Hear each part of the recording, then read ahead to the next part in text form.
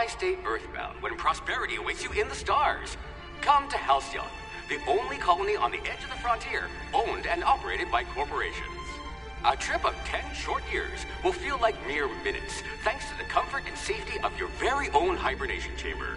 You'll wake up in a perfect society designed to maximize your productivity with guaranteed full employment. With only a minor term of service, you will become the master of your own destiny when you go out of this world to the Halcyon colony.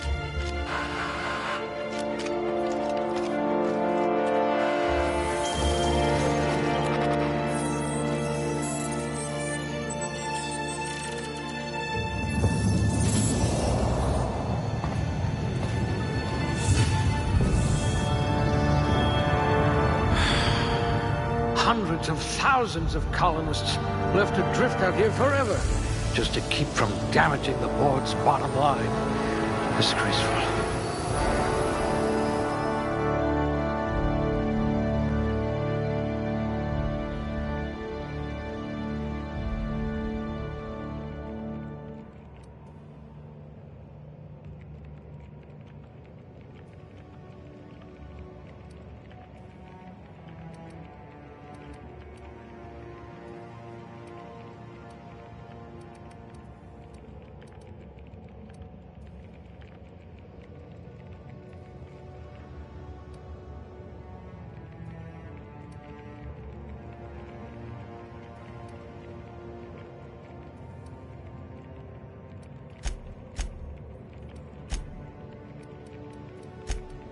Muscular atrophy is practically a hobby in this colony.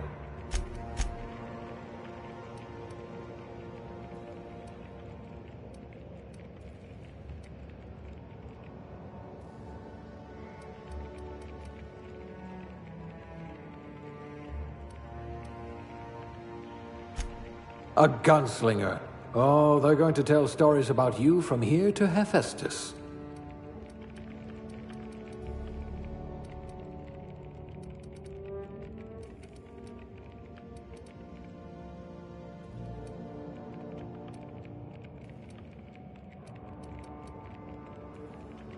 Subtle and discreet. Exactly what I need.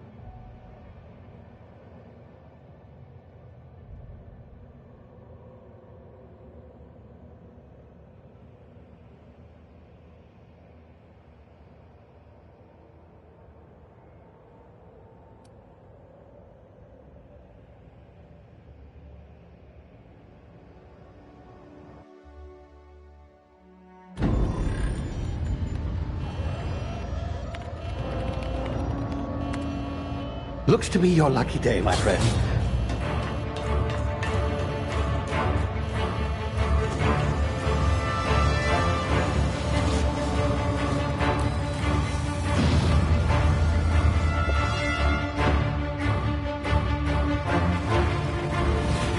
Please power down your engines and prepare to be... Not likely, bootlickers.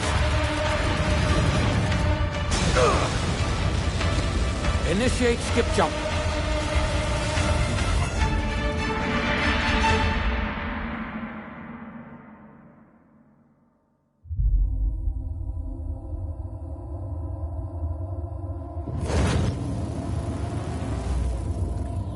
Status. Structural integrity down 25%. Power levels down 10%. Drive Shit. evaporated.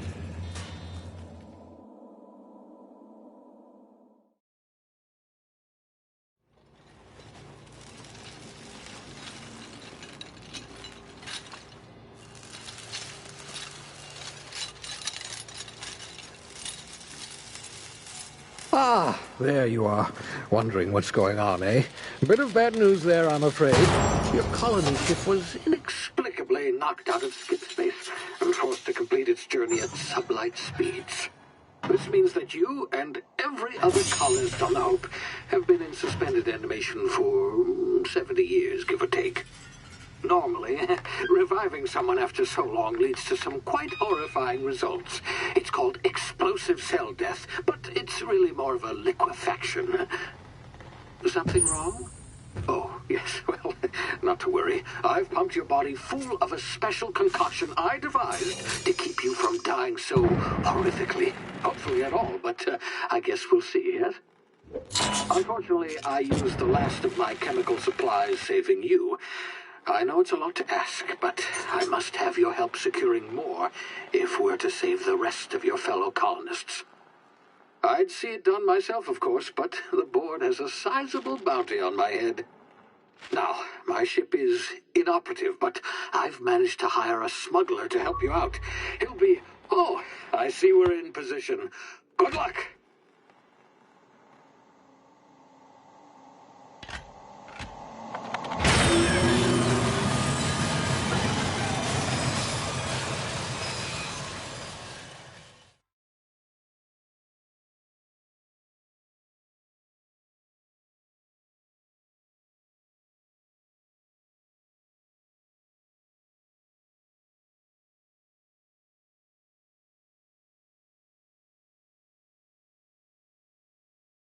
Can you hear me?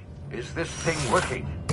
Ah, there you are. Now, where were we? Oh, yes, the smuggler. His name is Hawthorne, and he should be waiting for you at the landing site. He's to be your chauffeur, so to speak. Not to worry. I'm told he's a specialist. Dashing gunslinger, one-of-a-kind ship, that sort of thing. You'll like him, I'm sure. I've also outfitted you with a simple wireless monitor, so I can track your progress. I'll check in with you as soon as you land. Good luck. All the colonists are counting on you.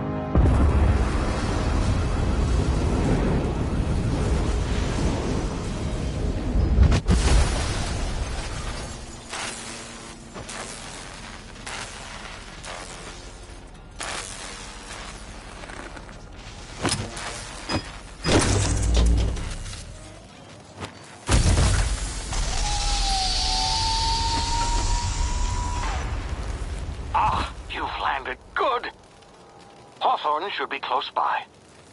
What in law's name? Is that him? Oh, that idiot.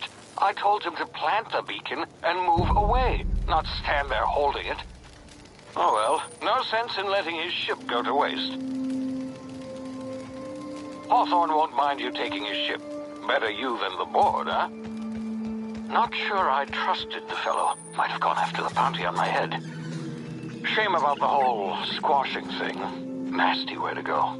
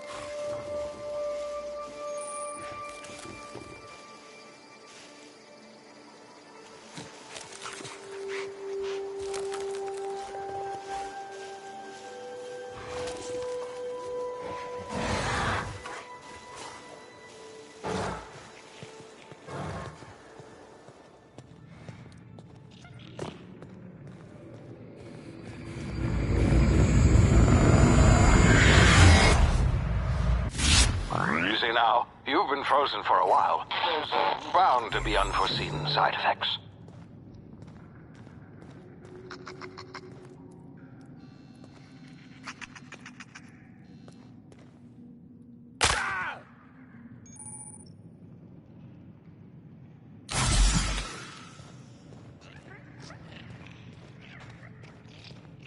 Hey, you, come here. You've tried the best now. Now try the rest. Spacer's choice. Oh, law, that stings.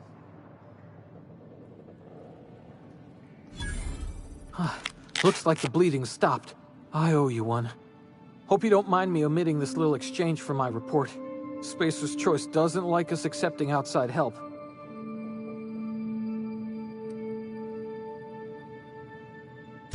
We were out on patrol. I saw a marauder camp up in the hills. Thought I could take him. Then my gun misfired.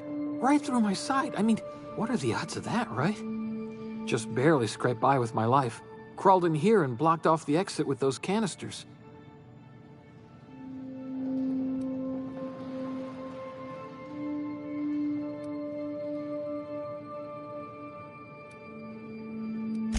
Gibbering, flesh-eating, law-breaking, unemployed lunatics with guns. Some hullhead grounded their spacecraft out in the open. That's a real good way to attract marauders. See those canisters by the entrance? Marauders come sniffing around in here, and I can take them all out with a single shot. Not bad, huh?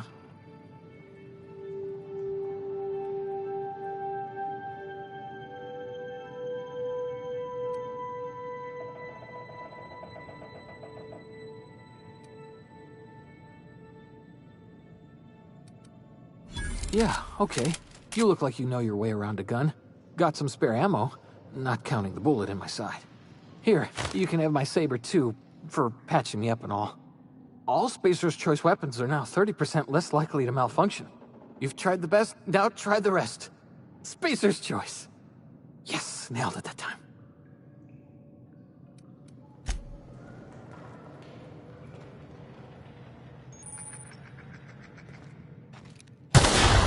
Damn it, my ears!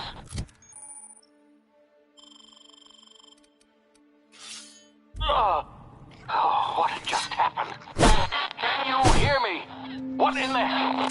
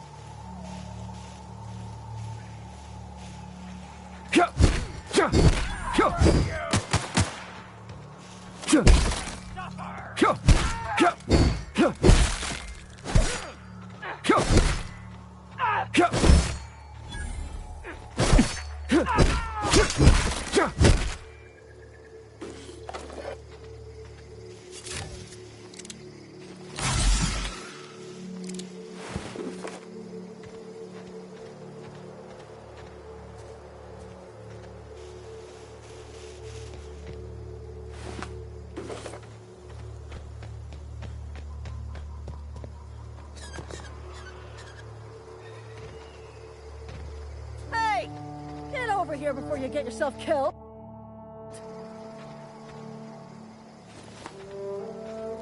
Don't know where you came from, stranger, but you best keep your head down. There's marauders hereabouts, and worse, landing violators. Gall on that rung leech. Landing in the Vale without using an official Spacer's Choice landing pad. I'd slap him with a fine if it weren't for all these marauders shambling about.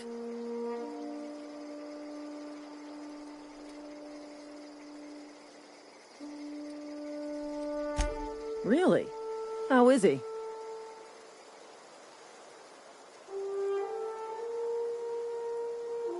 Shouldn't have done that. Spacer's Choice family ain't authorized to receive medical aid from off-brand physicians. We'll see him back to Edgewater, just as soon as I cross these marauders off with the swift, cost-efficient fury that's made Spacer's Choice the most trusted brand in personal defense. I just, need a couple of winks to catch my breath. Stretch my legs some.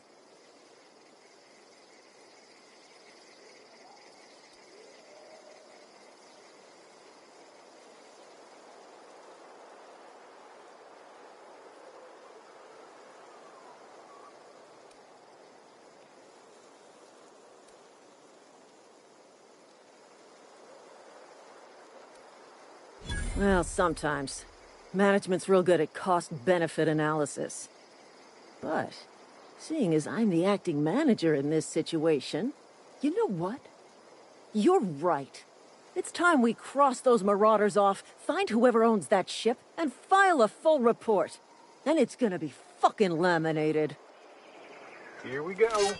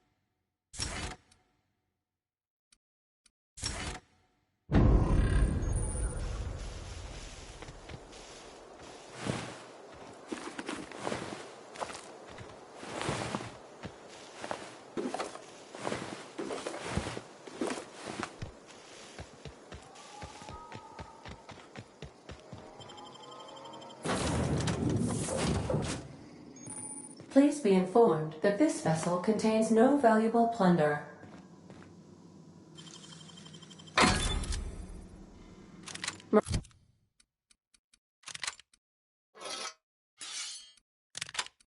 Marauder, please be informed that ignoring me is dangerous for your health. Unauthorized access of spacefaring vessels is a crime. Please submit yourself to the authorities. Hello. Please be informed that I am authorized to use violent retribution against unwanted solicitors. Please return any misappropriated equipment and exit this vessel in an orderly fashion. Failure to do so will result in your immediate destruction. Jettison procedures initiated. Disengaging airlocks. Prepare to eject all board parties in 5, 4, 3, 2, 1. You are still here. My deception protocols have failed. I have been programmed to express disappointment.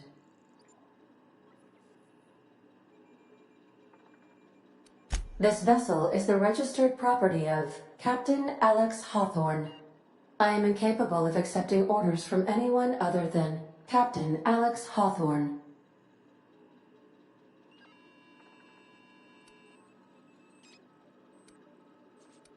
I understand. I will require some time to process this information.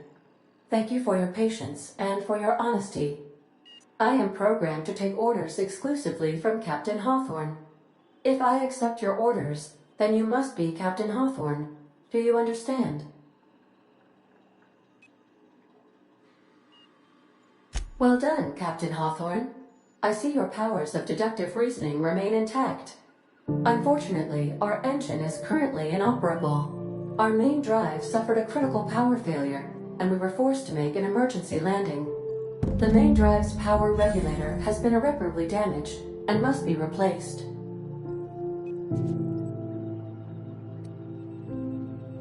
Astutely observed.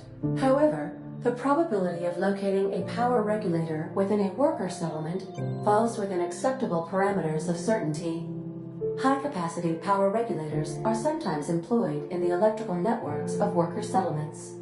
I have taken the liberty of printing you a new Captain's Identity cartridge. Please try not to lose it this time.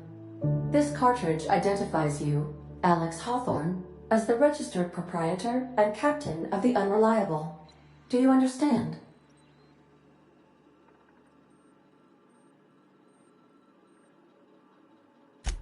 Best of luck in your search for a power regulator. Try to stay alive this time.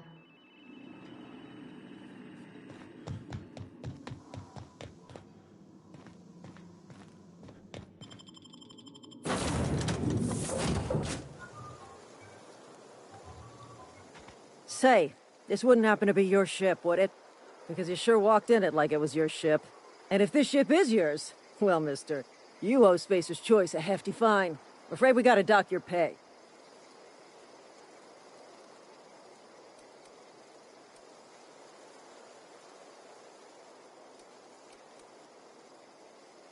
Oh, by the law. I'm so sorry. I had no idea we had an inspector coming. If you'd like to speak with my manager, I report to Constable Reyes in Edgewater. Edgewater's not too far. Just follow the road east of here, over past the cemetery. Now, if you'll excuse me, I need to inspect the crime scene before I make my report.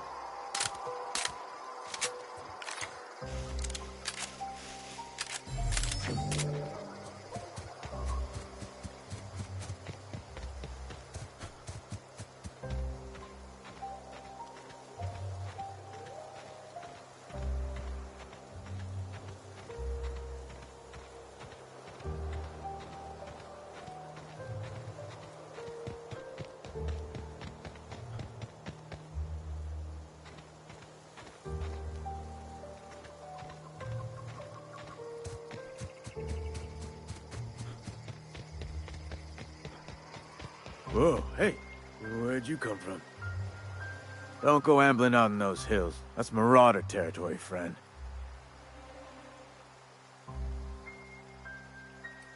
Your pod? What are you on about? You take a bruise to the cranium? Ain't safe out here. You'd best head into town. Avail yourself of Edgewater's high walls. And low prices.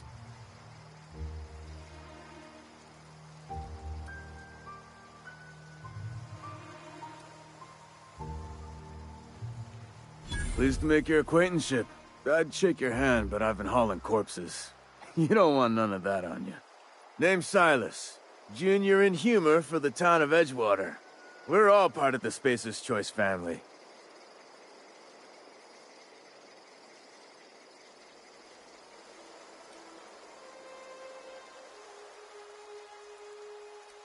Definitely not the junior in humor, that's for sure. If you've got business inquiries, you should stop by Reed Thompson's office. He's up in the tower above the cannery. Head into town, follow the road. Look, you obviously ain't a worker. What's your racket? You a smuggler? Freelancer?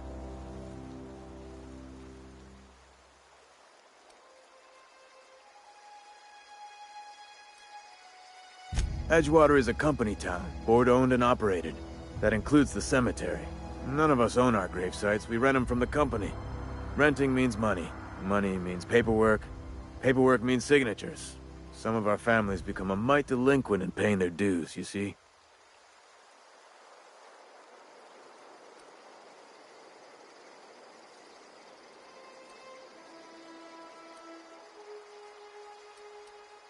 Company policy.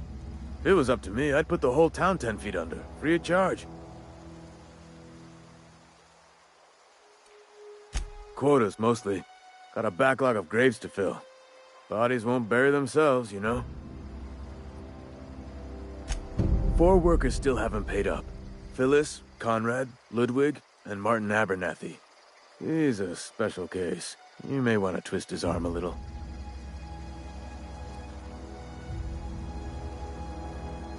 Conrad's got a barbershop in town. Phyllis works at the cannery most hours. Abernathy... I ain't seen him in a few days. His domicile is near the cannery. You'll find him in town. All except Ludwig, that is. He's over by the landing pad.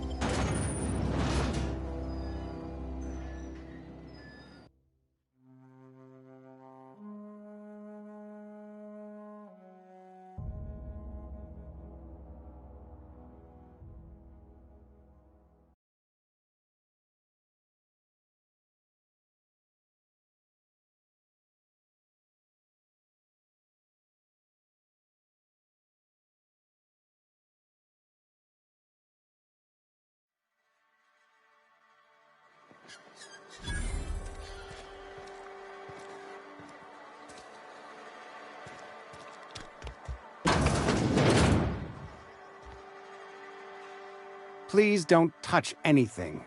Your hands are probably crawling with germs. Physical hygiene recapitulates moral hygiene. Cleanliness is next to lawfulness.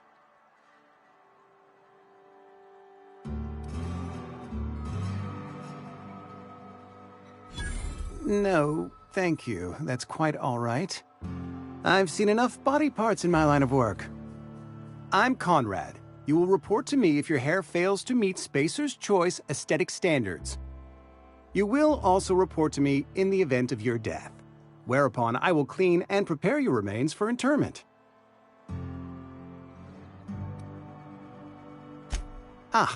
Gravesite fees. Silas and I had talked about this at length. I thought I'd made it clear my pecuniary situation precludes the necessary restitutions.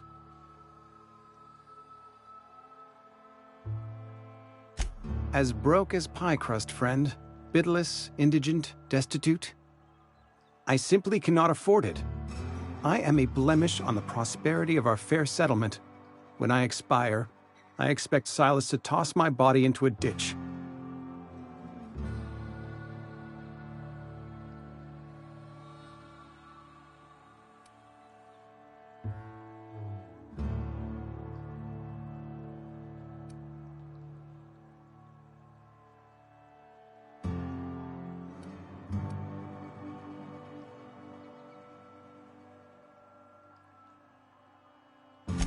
Thank you, no. I despise the cereals. Tell Silas I can't afford to pay. and that I fully expect to have my medical rights revoked for this dereliction. With my apologies.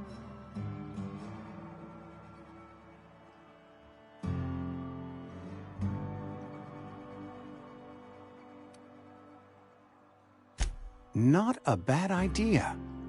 But I'd need some kind of collateral. My pair of lucky clippers! No, that won't do.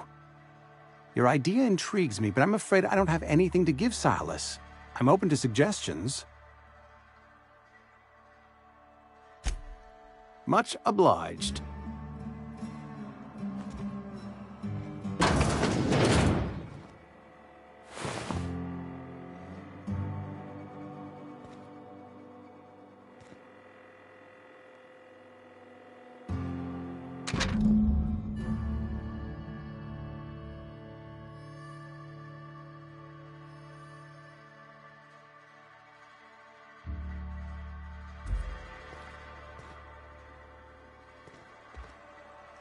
What can I do for you?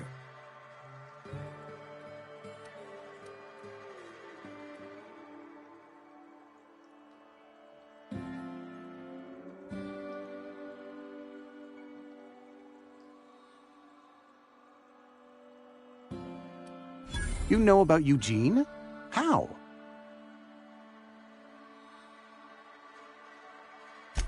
Then, you know Phyllis suggested selling off Eugene's gold teeth. I didn't approve of the idea then, and I don't approve of it now. Eugene's golden teeth were a family heirloom, representing 3 generations of poor dental hygiene. He took them to his grave.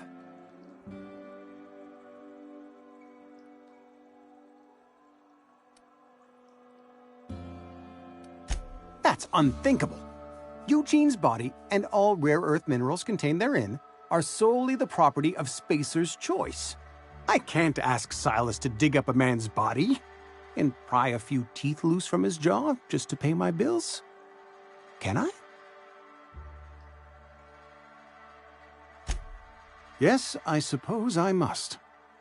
Here you are. Gravesite papers affixed with my signature and an IOU.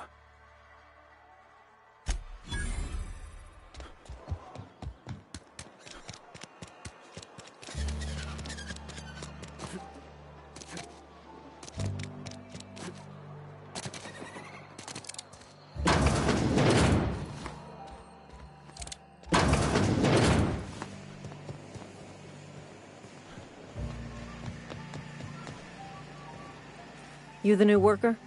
Whatever. Make it quick, Tenderfoot. I'm busy.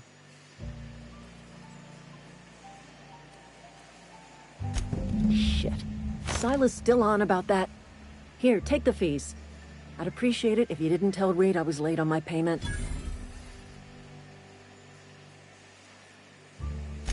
Because they're not my fees and not my gravesite. Guy I worked with shot himself. I paid the bill.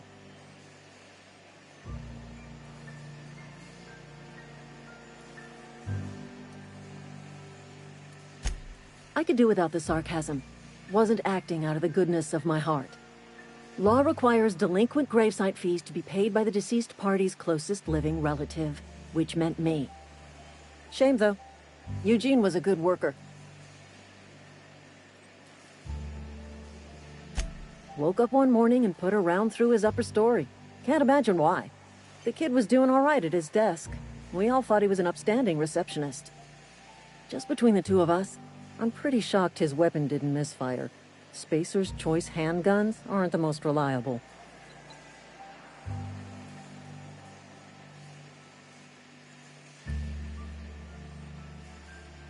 Eugene wasn't family.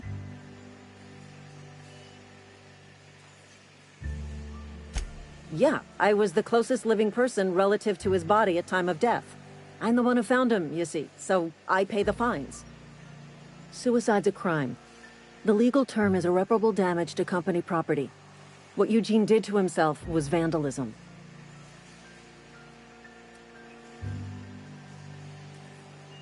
When one of your workers commits a crime, the entire town pays for it. In other words, Edgewater would have been penalized pretty hard. Whatever Eugene was worth as an asset, we would have had to pay out of pocket to Spacer's Choice.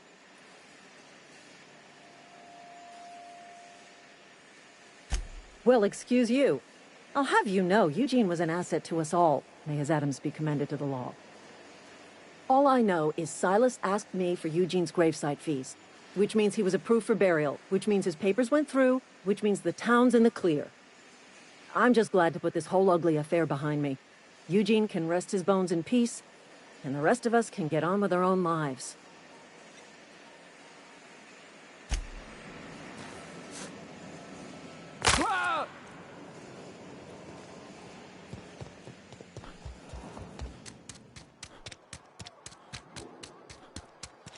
Hey, you hear about Wilson? Almost lost a finger in the cannon. Yes, Mr. Thompson. I'm fine, Mr. Thompson. Never been healthier.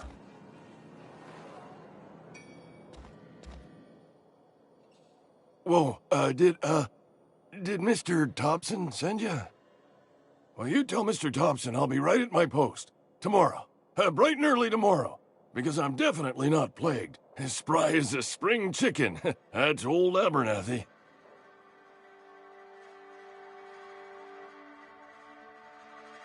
And what are you doing here? Visiting? Well, let me give you the grand tour. This here's my domicile, and there's the door.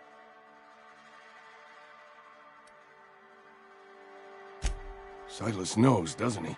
That's why he sent you. That's why he wants me to pay up. He knows.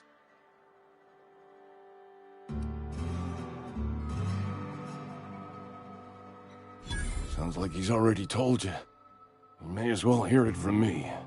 I'm dying. I'm not long for this world. The date of my expiration is fast approaching, and soon I shall be ushered through the great cannery in the skies. It's plague. Has to be. Silas knows. He knows I got one foot in my grave, and now he wants to charge me for the other one.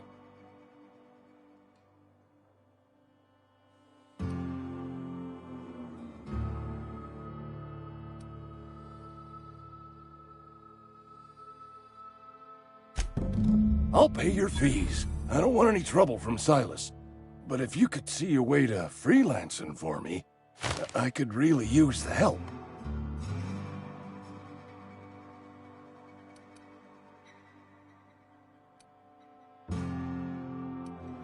Couple hours out of your day and some light second story work, that's all. There's a cache of anthracillin tucked away in the old community center. Powerful stuff. Stronger than what we got, anyway.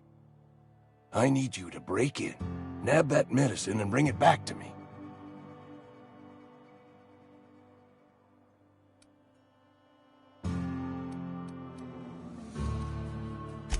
You oblige me with your haste. I think I feel the plague spreading. Oh, Law, it's in my spleen now. I can feel it.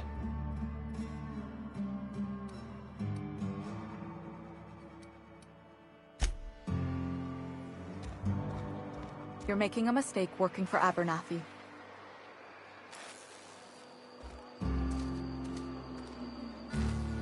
Excuse me.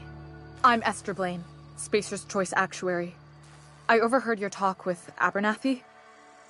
I hope you're not thinking about getting him that medicine. Abernathy is a well-known hypochondriac. Anthracillin is wasted on him. You're better off selling it to me instead.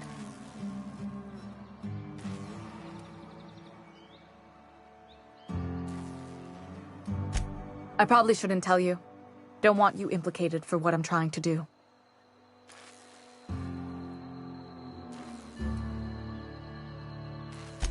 I'm doing right by the town, I'll tell you that much. You bring me that medicine, and I'll see that it goes to the right people. That's all I can ask of you.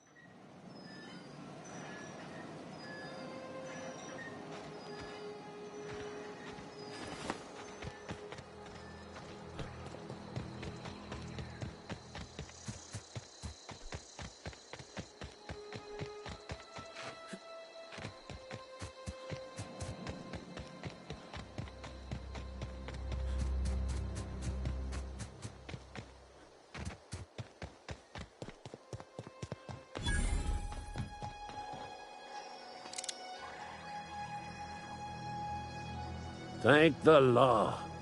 I've been requisitioning backup for months. Guess the boss finally came to his senses. You ever swung a truncheon? Let me see your rifling stance. I want to make sure you're up to snuff.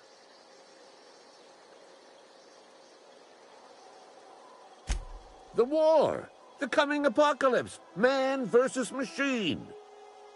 I'm talking about mechanical soldier. Cold, heartless automatons made of iron and lies.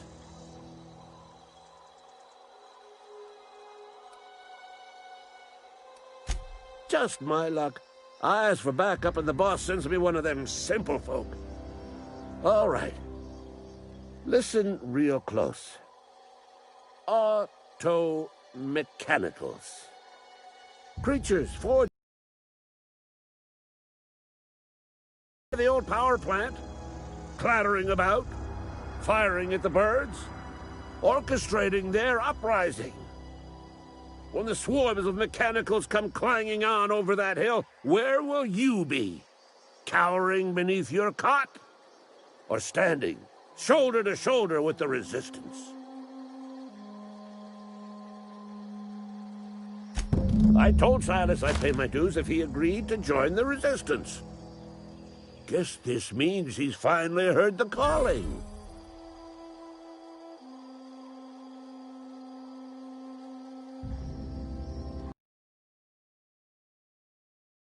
Book of inspiration from the law itself. Here, I've been saving up a couple bits for just such a project.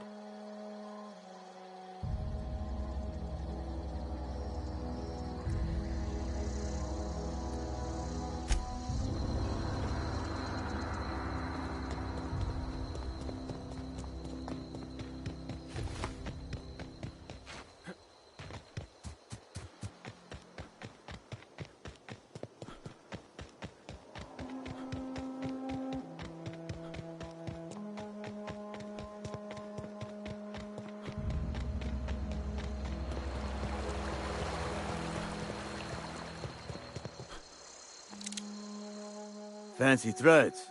That some kind of hibernation suit? You run into any trouble? Reliable work from a freelancer. That's gonna take some getting used to. And I'll buy you a drink sometime.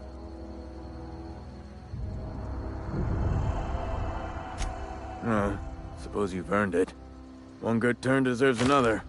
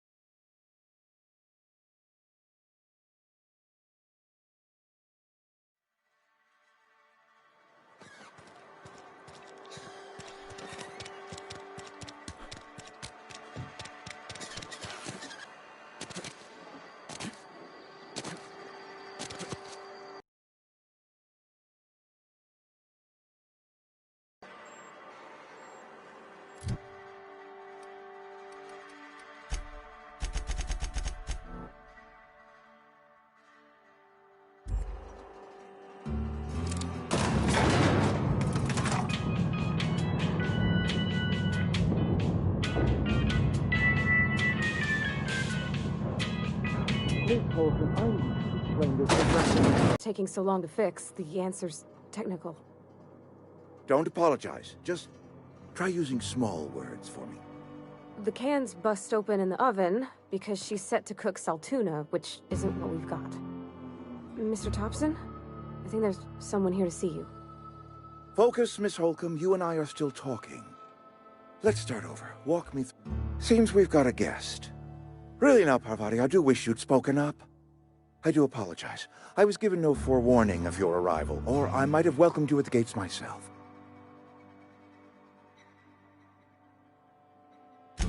I'm Reed Thompson, Outpost Administrator. I cannot help but notice you are not in uniform.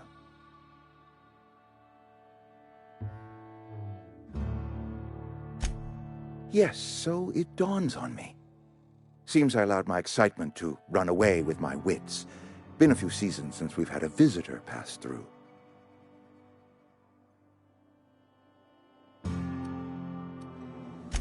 Only regulator we got is hooked up to the town transformer. Mr. Thompson ain't liable to be keen on dismantling it. I beg your pardon. I am most emphatically not keen on any such thing. I can't let you have our power regulator. But I happen to know of another one. And I happen to know exactly how you may retrieve it without frying yourself in the process.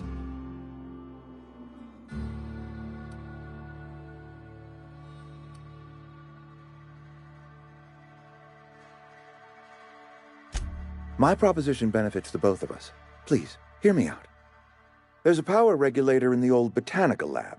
It's mostly abandoned, so all that power is being squandered. Go down to the geothermal plant. Reroute power from the botanical district over to us. Once their power's shut down, you can have their regulator and be along on your way.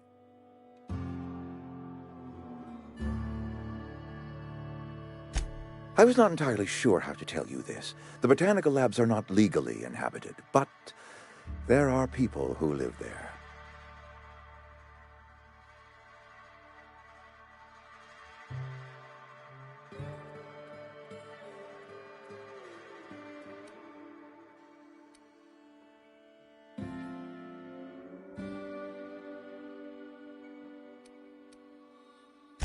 The people living in the botanical labs. They're deserters, former workers. I need them back at their posts. I need them to come home. My hope is that by cutting off their power, you will convince those deserters to come back to town.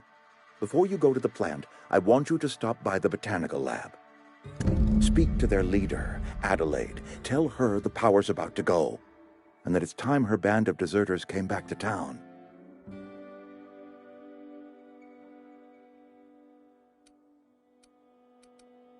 Of course, I understand completely. Here, let me give you the passcode to the geothermal plant. A sign of good faith, for so politely listening to me as I ramble on. Are you setting off for the Vale? Because I know my way around. I mean, in case you want a guide. I mean, if that's all right with you, Mr. Thompson. Sir. I hesitate to part ways with Miss Holcomb, but I cannot deny that she is talented, and may prove useful to you. Great! I got my wrenches and diagnosticators and hairpins and engine tape, so I'm all set. Well, I am glad to hear that. Best of luck to you, and thank you again for your help. It is a lot to ask of a stranger, I know.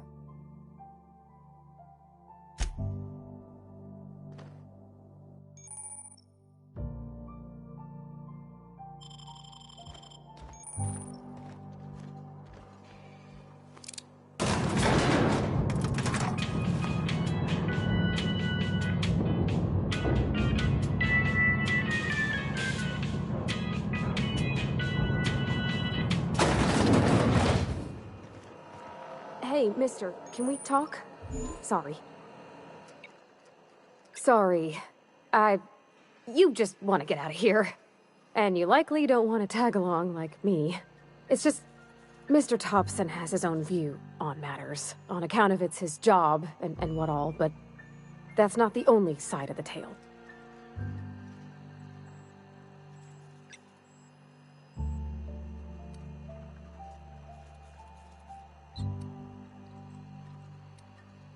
Oh, he ain't a liar.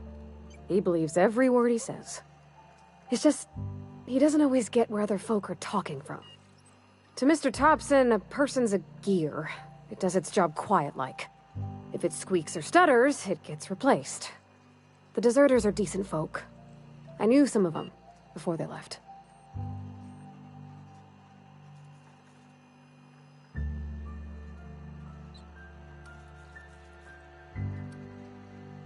Life's hard here.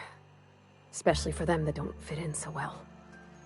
We're one big Spacer's Choice family, but every family's got the one the rest whisper about. Mr. Thompson's aiming to take away their power. They'll have no lights to see, nor heat to cook. They'll be at the mercy of marauders, or worse. I think you should talk to the town's vicar about it. Max, his name is. Thanks, mister. I just think when you gotta make a decision that'll hurt somebody, it's best to think on the right and wrong of it. That's what my dad used to say anyways.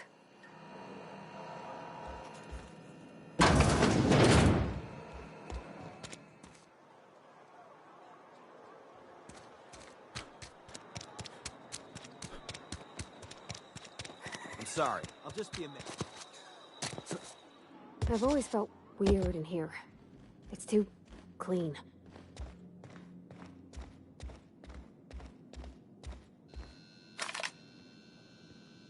Yes, what is it? You're an outsider. Fantastic. Vicar Maximilian de Soto, at your service. Or Vicar Max, if you're the sort who prefers brevity. And Ms. Holcomb as well. How rare to see you out. And with a complete stranger. Curious. Just tagging along, Vicar de Soto. Don't mind me. I so rarely get new people to talk to. Name your poison, anything at all. Spiritual counseling? This season's tossball predictions? The quickest way out of town?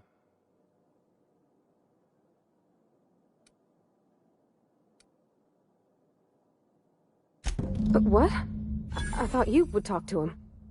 You wanted to speak to me, Ms. Holcomb? Every time I've tried to engage you in conversation, you look at the floor, answer in single words, and slink away. I can't imagine what would be so grave as to drive her to my mission. What has Mr. Thompson asked you to do?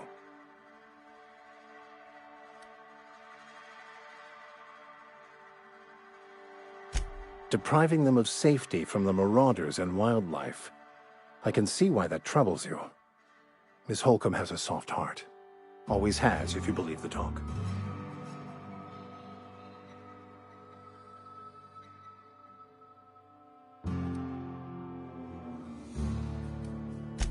Assuming your goal is to save as many as possible, then you should bring everyone together. Send the power to Edgewater and convince the deserters to return to the fold.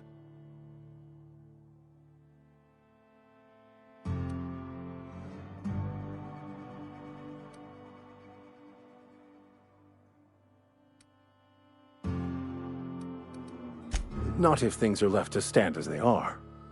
If you don't mind a bit of unsolicited advice, be cautious on your way to the geothermal plant. It is not as safe as you might assume.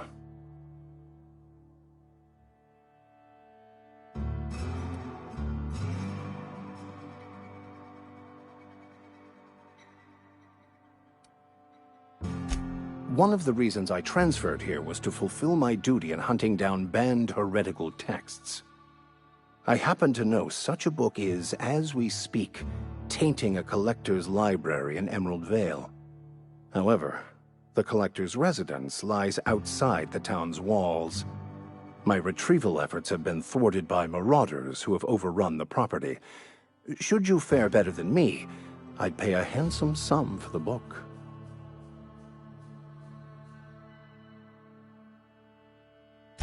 It's a handwritten journal. A faded blue cover with the name M'Bakono handwritten in the lower corner. I'll mark where I saw it on your map. Assuming you're serious?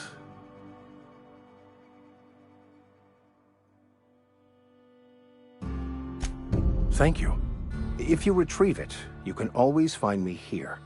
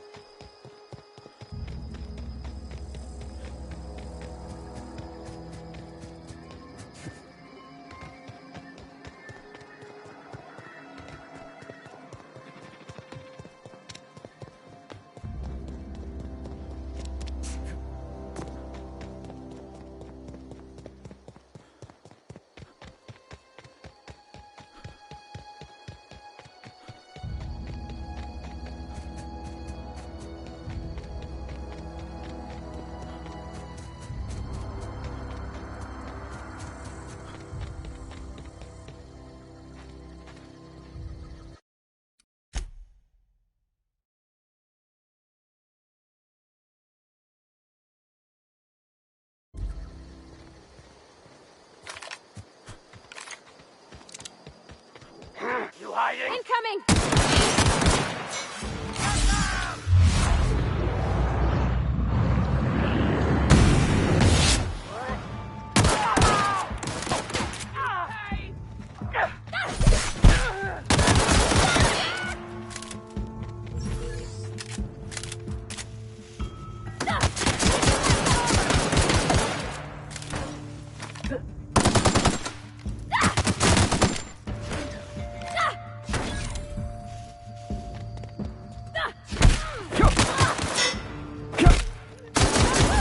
We made it!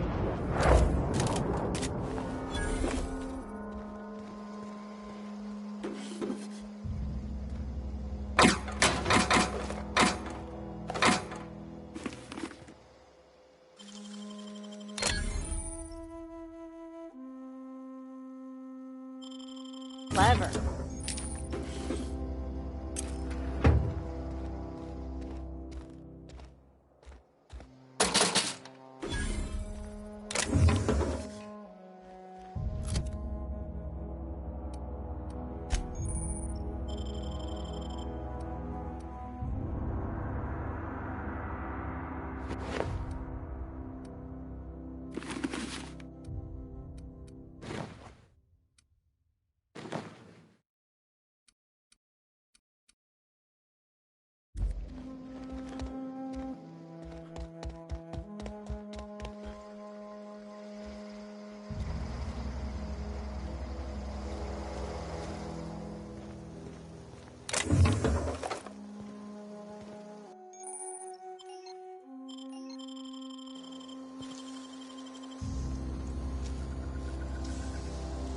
Wish I could do that.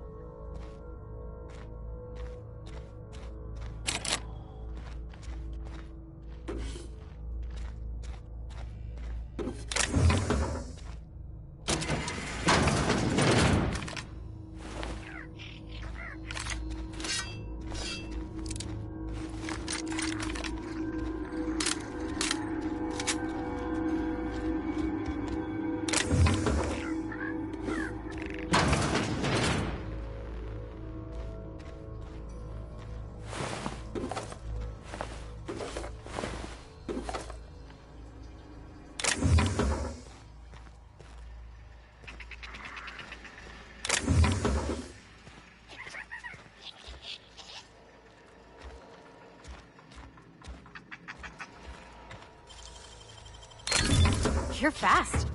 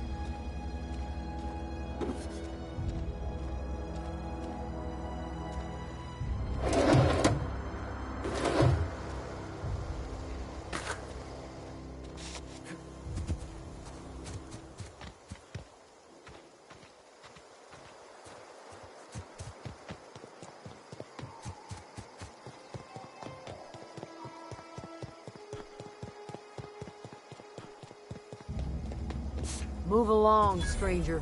We don't want any trouble. I don't know you. Whatever you're looking for, it ain't here. Move along.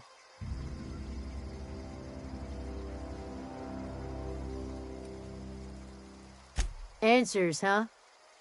You must be one of those philosophicals. Already got ourselves one of those.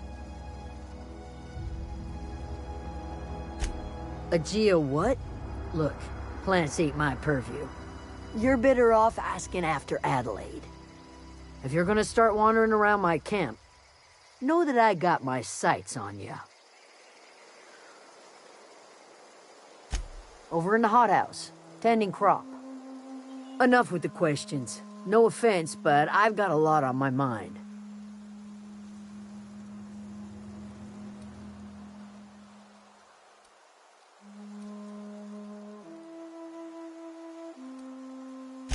Explains why you're still yammering on at me. No, I'm sorry. That was unworthy of me. Lady named Zoe went missing some nights ago. Just up and vanished without a trace. Now I'm pacing around wondering if marauders got to her.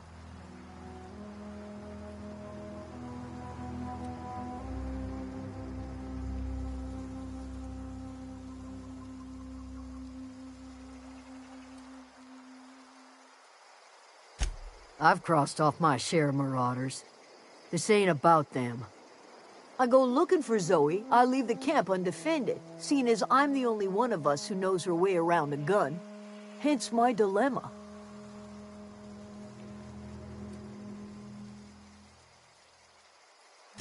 Vex me. If she told anybody, they ain't telling me. I'd check her room, but I got yelled at for snooping once already.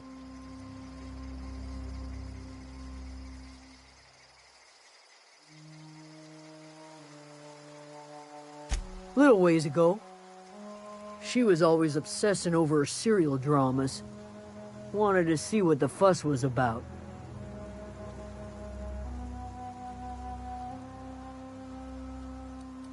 Could be. Dangers aplenty out there. No telling why marauders would steal somebody like Zoe. Got no useful skill as far as I could tell.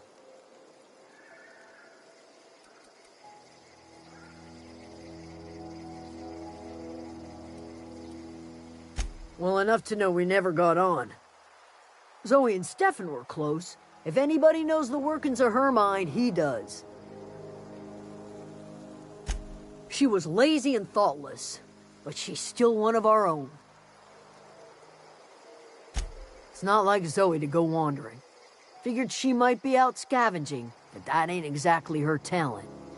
Can't imagine where she's gone. Vale's a wide place. She could be anywhere.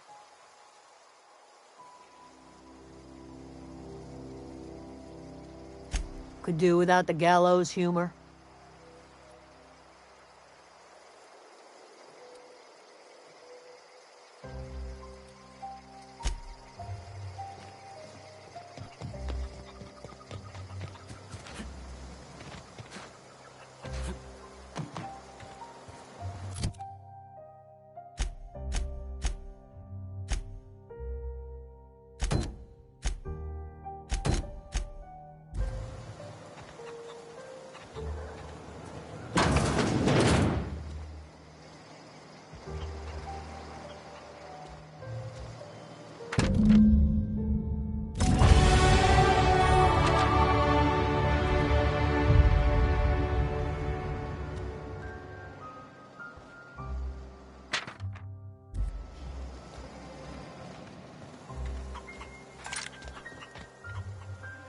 You hungry?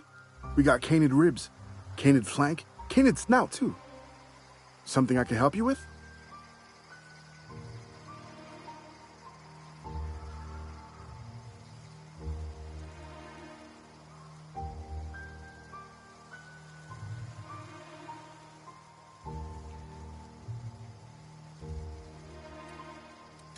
You mean Zoe?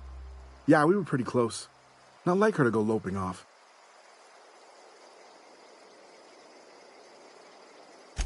Zoe and I were gonna watch the serials, as is our custom. She never turned up. I looked around, but she was nowhere to be found. You sound like some type of corporate fixer asking all these questions.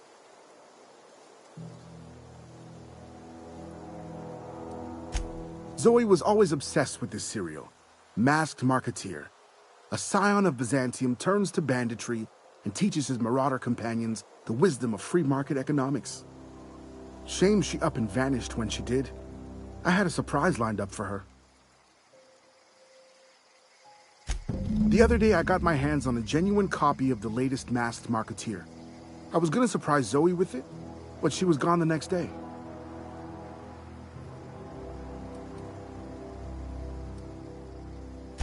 Hey, I got time.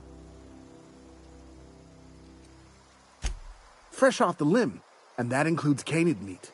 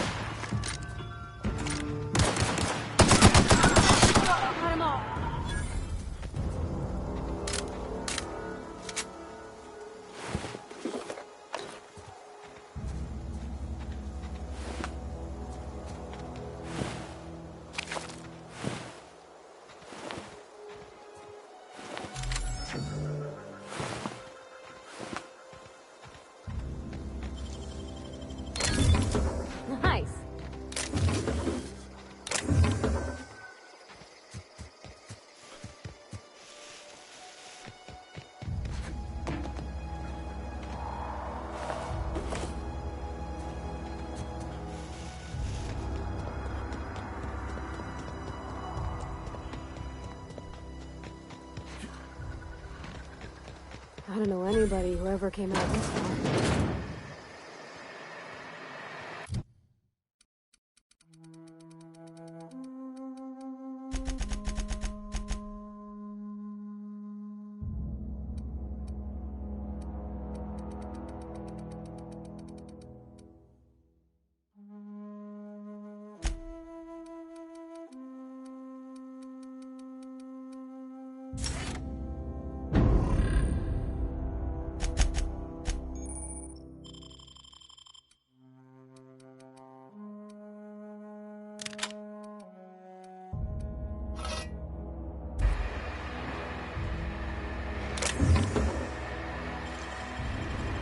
Easy.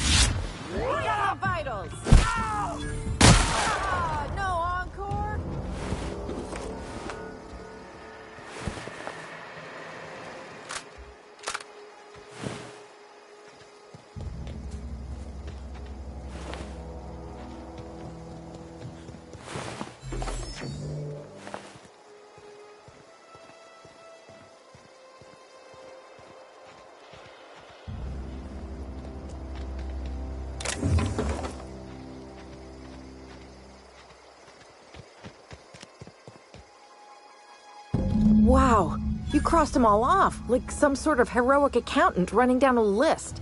Teach me your ways.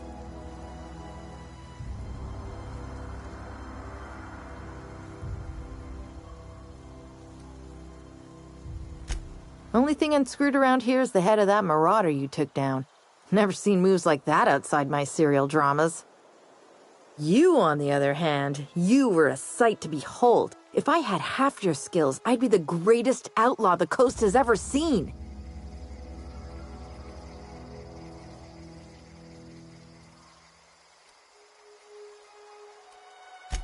Why? Adelaide wants me back on garden duty or something?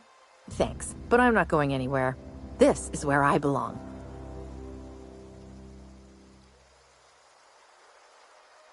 I doubt that. Nobody in that camp really cared about me. Yeah, I suppose you're right. Also, he could carry on a conversation, unlike these hooligans.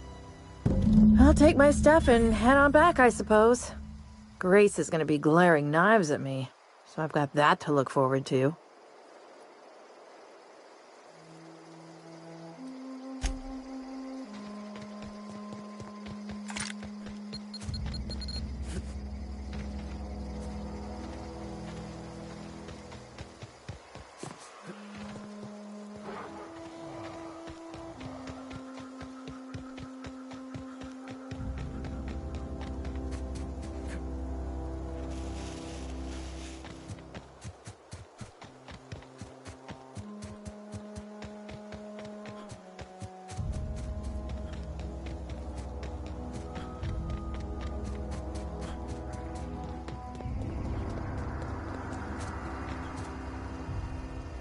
What is it? We didn't always get along, but I'm glad to know she's safe. What happened, anyway?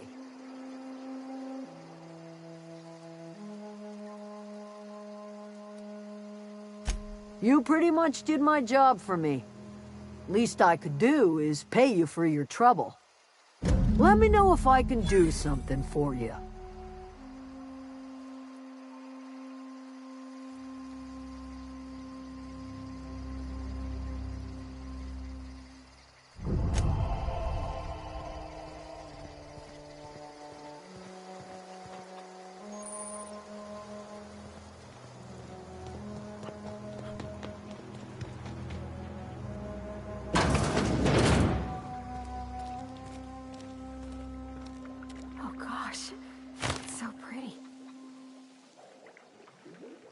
If you're hungry, there's meat turning on the spit outside. If you're bearing illness, find a place to lay your head down and I'll fetch you a poultice. Whatever your troubles with Edgewater, leave them at the gates and be welcomed here. Any questions, dear?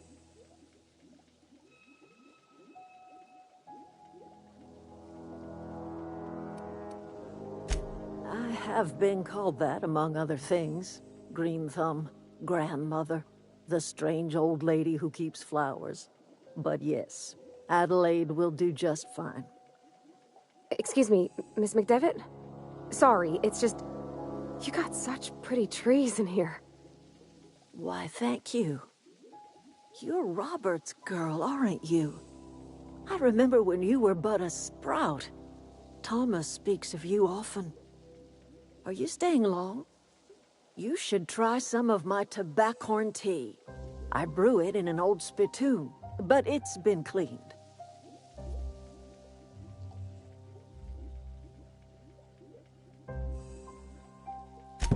Reed Thompson? You here on behalf of that cold-eyed reptile? Let's hear it. What's Reed's idea of peace, then?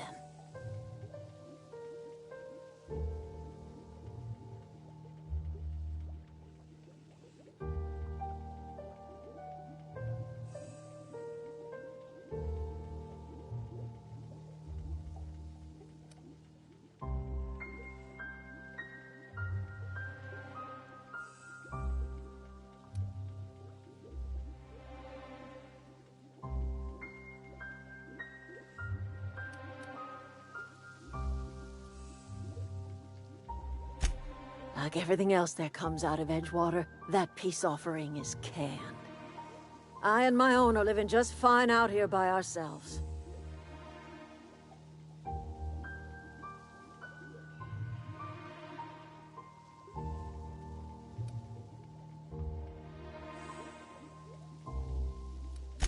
He would do such a thing.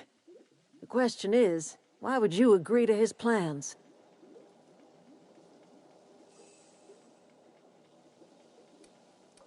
Cannery's got a regulator. You want ship parts, you ought to rip 'em out of the cannery's guts and leave us be. If you're going down to the plant, you should divert power away from Edgewater and toward our end of the grid. Think about it. You'd be liberating an entire town from a lifetime of service to that odious cannery. Seems the sort of thing a hero would do.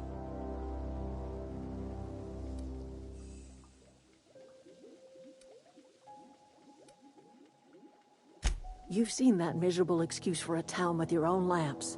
Hollowed-out workers laboring their lives away at the cannery, living off whatever scrap Spacer's Choice throws them. You know that's true, don't you, Ms. Holcomb? Your father died of overwork. His heart gave out. He was tired all the time, sure, but he was old, ma'am, and he raised me all by his lonesome. Look what they did to this child. Lost her family to the company, and still she defends them.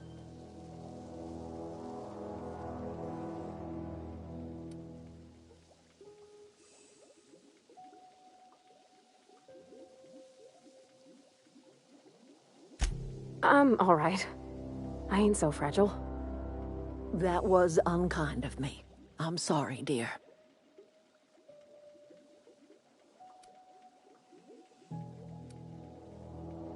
Life in Edgewater grinds to a halt. The cannery shuts down, workers desert in droves, and our own little camp grows and thrives.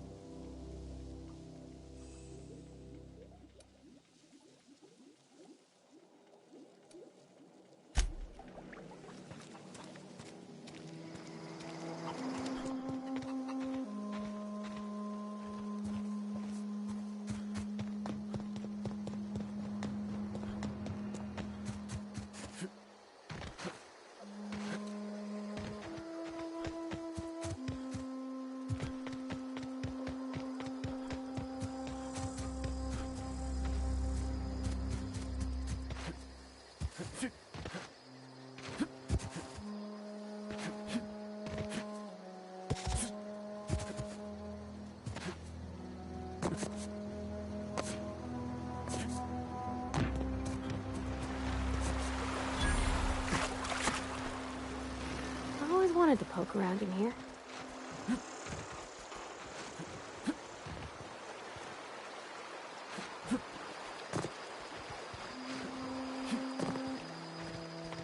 I'm searching for... Here they come!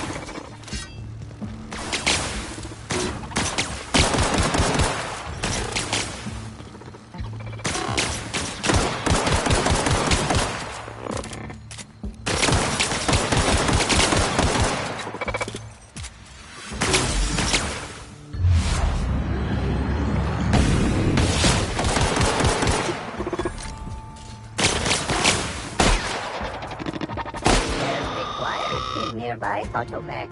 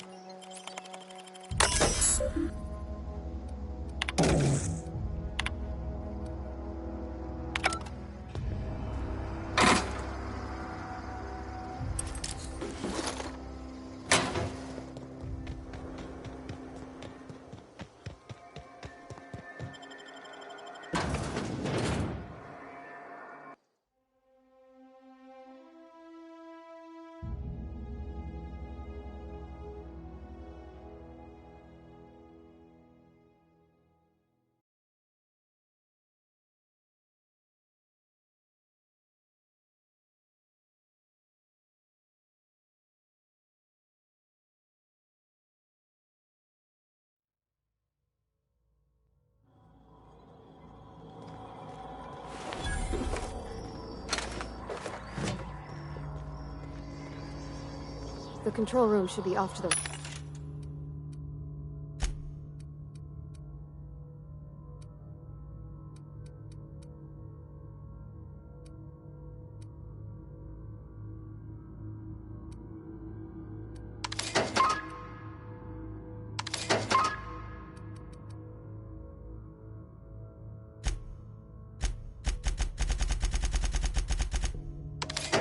Right. I hope we're doing the right thing.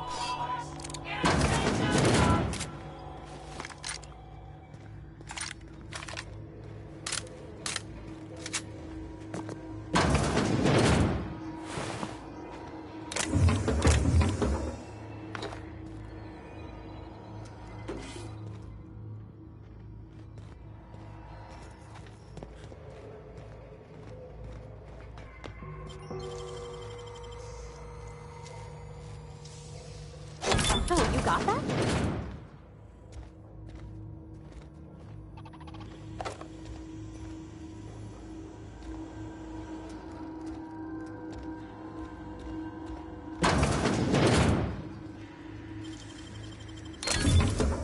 Nice.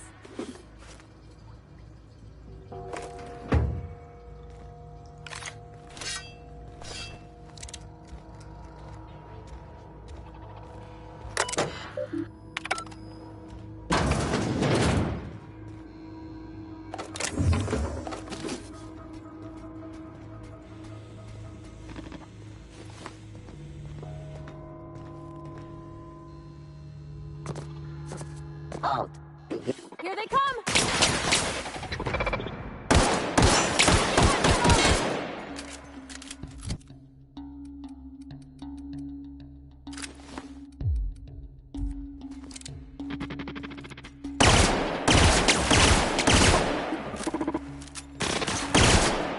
Everyone all right? Woohoo!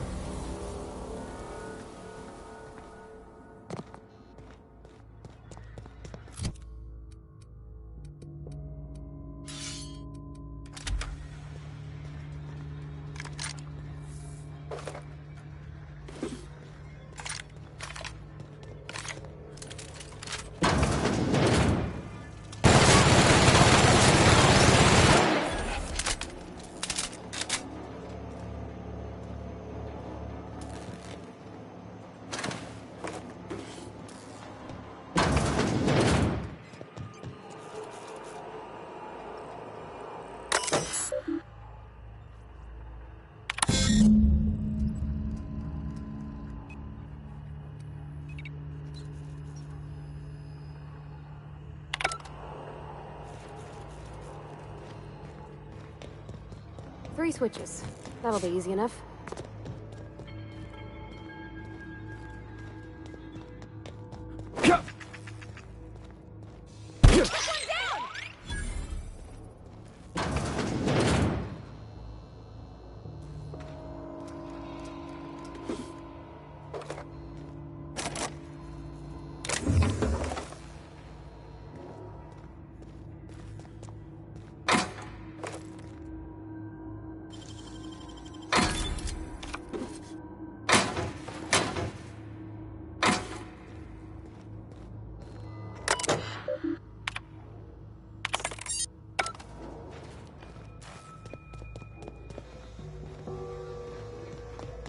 System. We made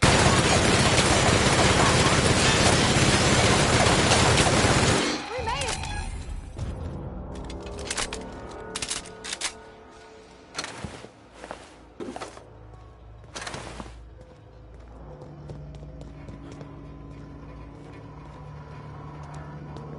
Got it. Heads down.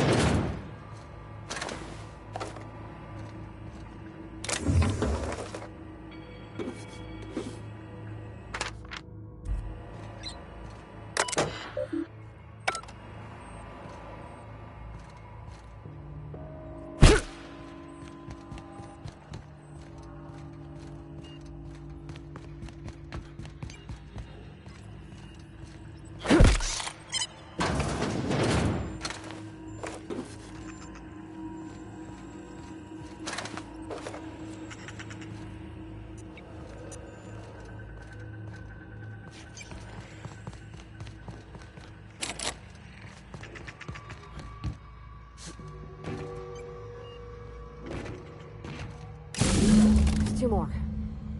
What'll happen to Miss McDevitt's folk if we send power to the Vale?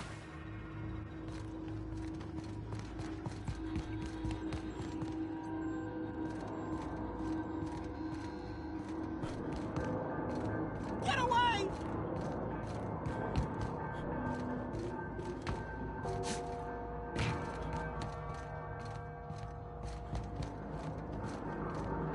Go away, Phantom!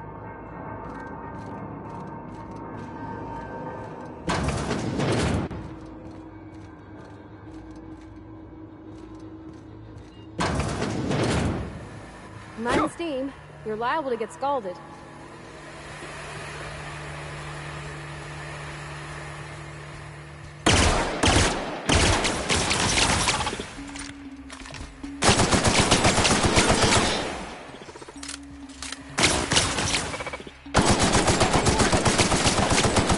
That's the last of them.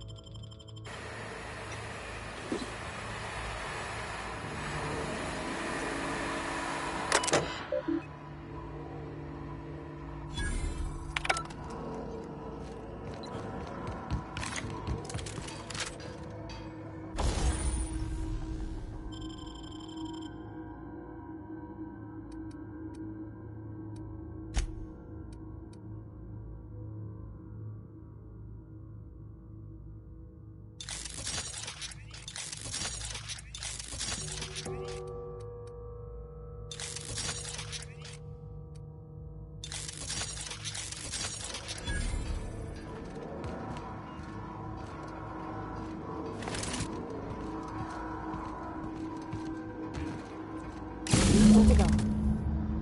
If we send the power to Miss McDevitt, what happens to the Vale? Halt.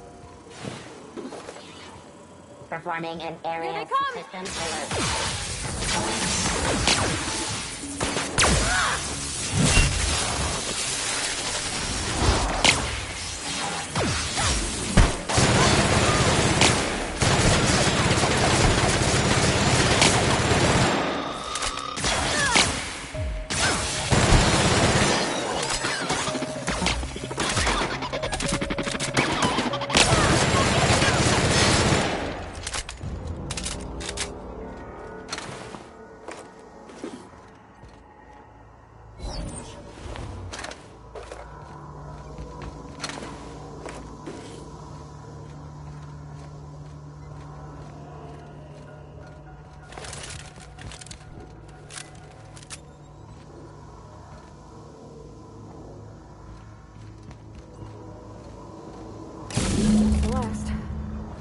I'm not sure what the right is. Alls I know is the decision's final.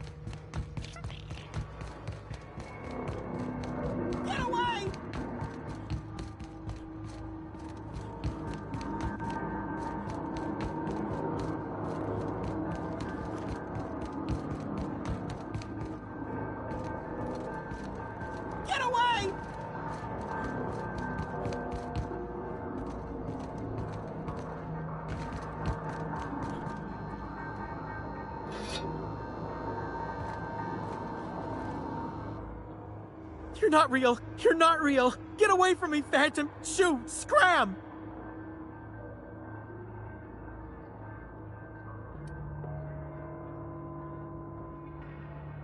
Don't you talk down to me, Phantom. At least I know I'm real.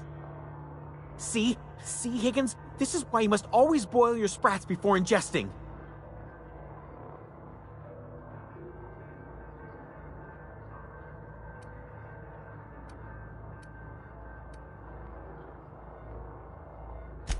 Of course. Do excuse me. I experience brief flashes of mania during which I am visited by the phantoms of my imagination. Chester D. Higgins. The D stands for definitely not insane. I use it as a reminder.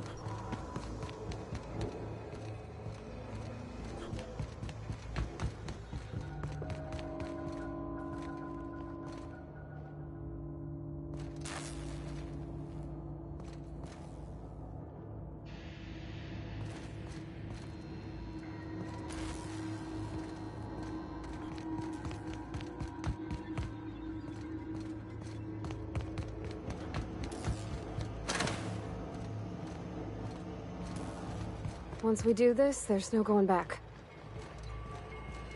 Hey, mister? Look, I know you want your power regulator and all, but I just gotta ask you. Do you understand what you're about to do?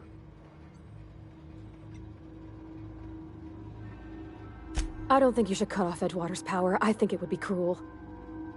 I'm sorry. That just sort of came out all at once. Edgewater's hurting. We've been losing workers year after year, and corporate hardly ever sends replacements. There's barely enough Saltuna to fill our bellies anymore. But the town's got some good people in it. Decent, hard-working folk just living their lives the only way they know how. They don't deserve to be punished.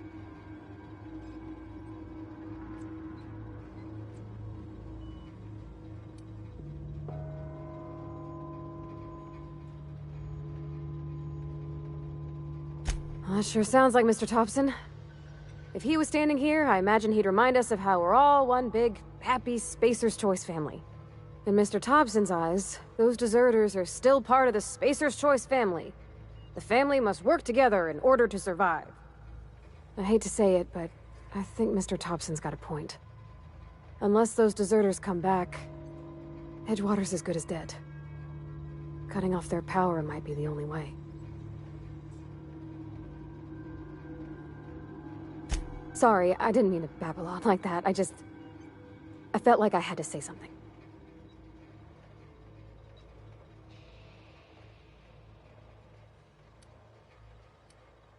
Really? I mean, wow. Thanks. No one's ever told me those words in that order.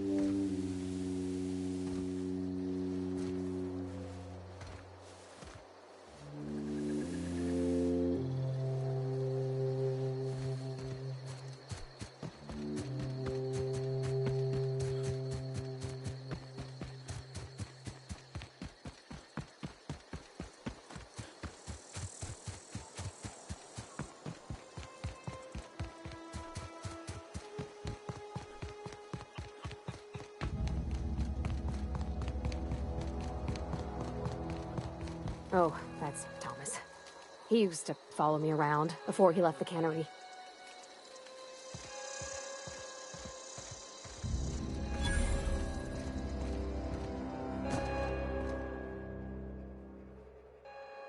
That's the thing about growing old. Your eyes start to fail. Elsewise, I would have seen you for the snake that you are, chopped you into pieces and roasted you on a spit. This is all you're doing. Cutting off my power, killing off my garden. Without refrigeration, my food will spoil, and my flock will starve. I want to ask you this in private, away from the eyes of my flock, so they do not see me lose my temper. Tell me, why did you do it?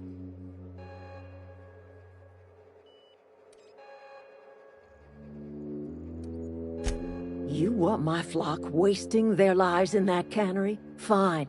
Go and talk to them. Go talk to Grace and Thomas.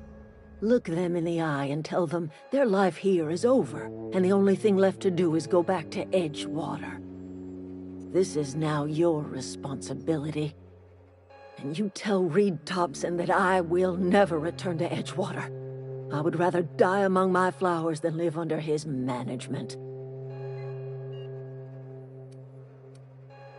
You offering to cross Reed off, huh? This some sort of twisted reparation for what you've done? Or you just looking for a chance to sow some chaos? Kill Reed if you must, or talk him into leaving if you can. He and I are not sharing the same four walls together.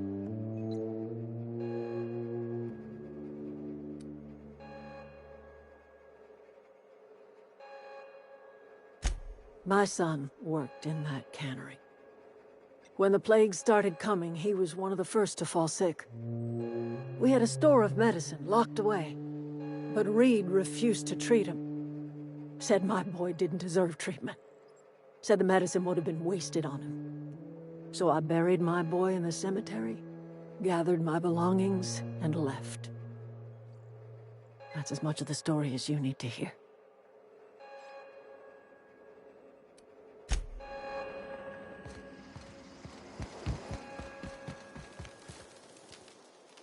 Everybody keeps staring at me. It's not my fault the power's dead. Whoa, Miss Parvati. Hey, you're, what, how are you? Hi, hello. Are you, are things safe out here? How are you keeping? Great, just great. I've been trying to keep stuff running, just like you. Only I'm not so... Wait, they didn't kick you out, did they? Oh gosh, no, I'm just along with this fella here. I seen you wandering around here. You don't look like you're coming from town.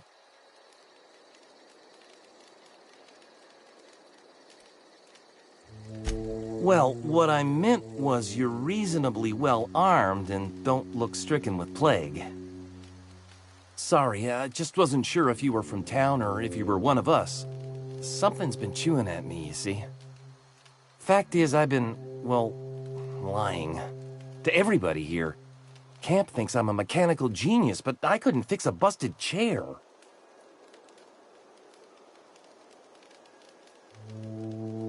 I'll take all the help I can get. I set my mind to learning the craft of the engineer, you see. I want to make something of myself. You ever heard of the Young Spacer's Guide to Mechanical Engineering? Comes in a set of 3. If I had my hands on one of those data pads, I could teach myself the ins and outs. Those are good. My dad kept a copy with him when he was working in the cannery. I know the old community center kept a copy. Should find another one back in town. If you could find me even one of those pads, I'd be greatly obliged.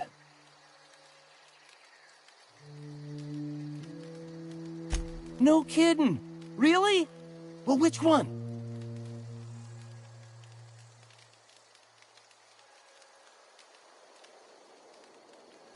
The geothermal plant?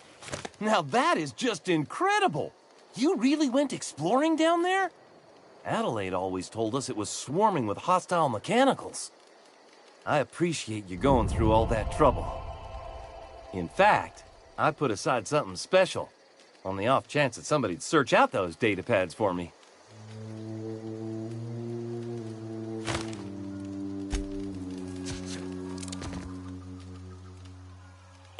finding one of those manuals? I've been thinking about going back. I'm not much use to anybody here. I get sick thinking about working at the cannery. I can't do that again.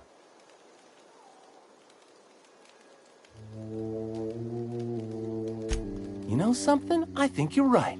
The town could use another engineer, and I'm on my way to becoming one. I could do a lot of good in Edgewater. Maybe even keep a garage of my own with a little workbench and my very own toolbox. It's just... Adelaide's never gonna forgive me. Not in 100 years. I go crawling back to my old life in Edgewater, and I'm as good as dead to her.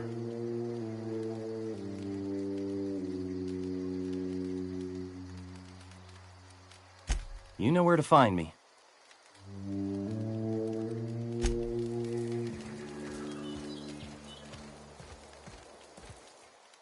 I don't know what you did to talk some sense into Zoe, but I appreciate it. The matter's been weighing on me. Zoe came back, but I couldn't keep her from slipping out in the first place. Who's to say I could keep marauders from slipping in? I don't see us lasting more than a couple of weeks out here. I'm loath to admit it. We're gonna have to make our peace with Topson and hope he takes us back. Listen, we go back to Reed, hat in hand, begging for our old jobs back. Well, Adelaide's not gonna forgive us. She never talked to us again.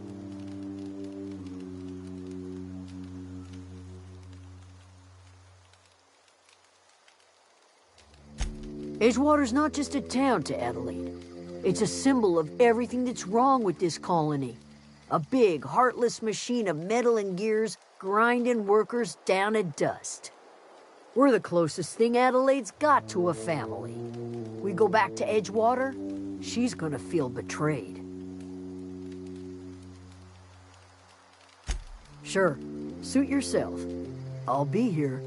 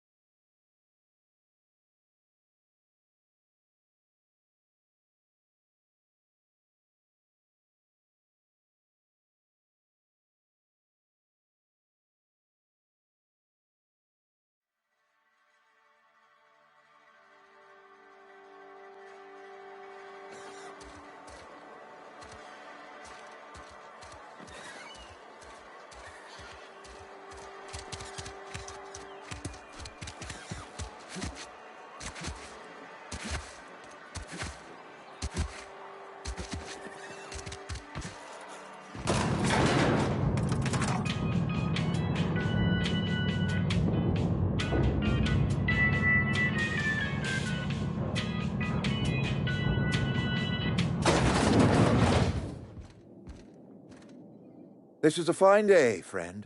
Power flows through our town like a cool stream of water. I trust Adelaide's people have seen their way to reason. So, when can I expect them back at their posts? Then we are at an impasse. Stewardship over this town has been entrusted to me by Spacer's Choice. I am not perfect. I have made my share of mistakes. But I have done my best for this town.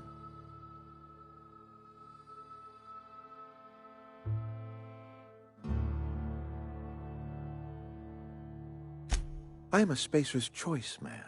My father was a Spacer's Choice man. Edgewater may not look like much to some buttoned-up freelancer, but it is my home.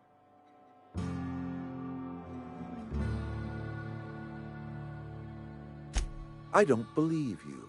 Plague's a reality of life. Best treatment is a good work ethic.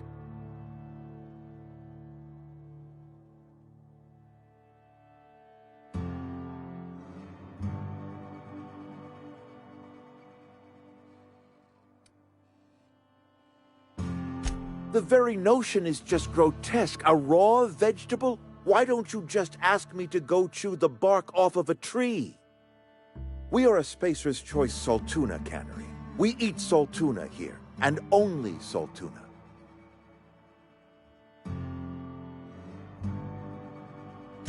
I don't understand. You say Adelaide's growing her own food, but that should not be possible. The soil's gone sour. Company said as much. Our own botanists couldn't grow decent crops for us, so the company got rid of them and shut down the greenhouse. Evidence. Adelaide has a secret, and I want to know what it is. If she's tending crop in her greenhouse, she's discovered something.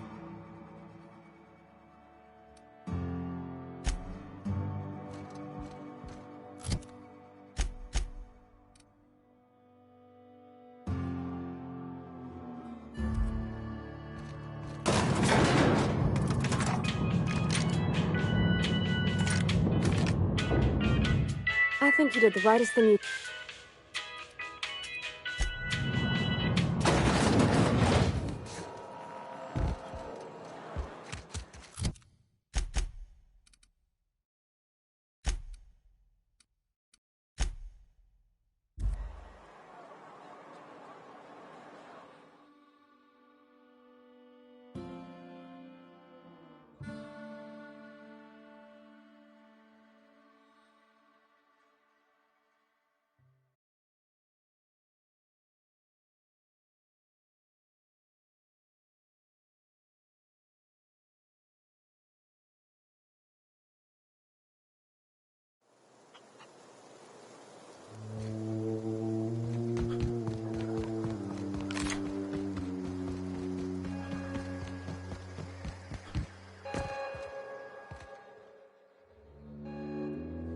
Look at that.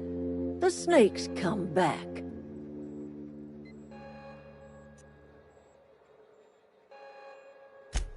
Tell Reed that I can make his people healthy again. I can end their plague. Start a new garden right in the cannery.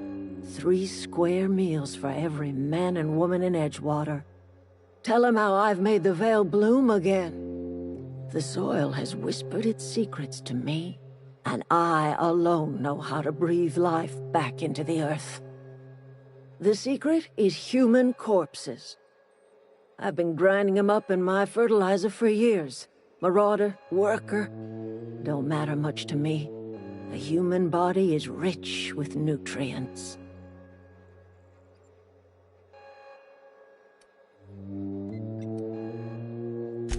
Edgewater Cemetery's got corpses aplenty. Enough for a generation's worth of crops.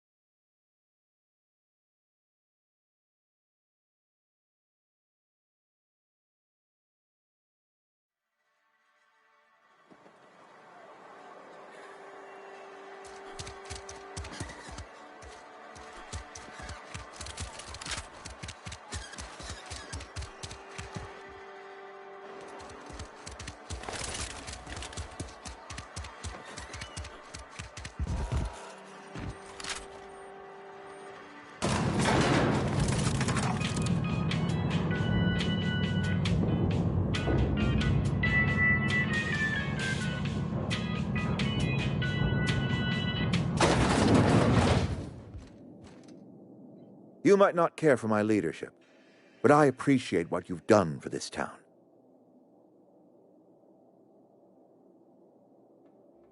You'll excuse me for being skeptical. How exactly is Adelaide growing crops in barren soil?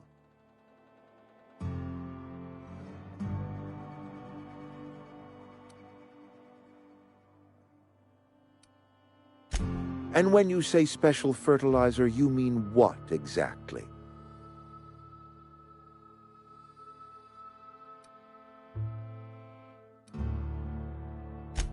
Adelaide has been using dead bodies in her fertilizer? That's... Come to think of it, that's a stroke of brilliance. What a remarkably efficient solution. Recycling Spacer's Choice property long after its date of expiration. I was wondering about those missing bodies in Silas's cemetery.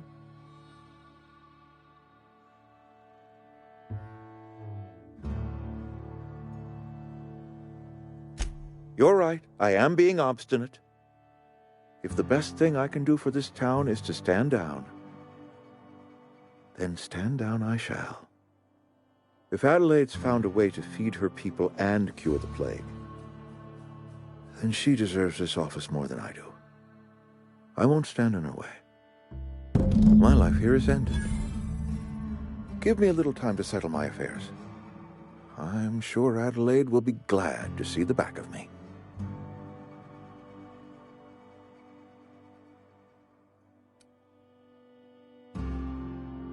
I have always tried to do right by my town. It has never been easy. A couple months ago, I might have put in for a transfer. It's a big colony. Spacer's Choice has other towns. Now, I couldn't show my face in any of them. No such thing as an honorable resignation. Suppose I could find a place outside the walls, or put in for early retirement.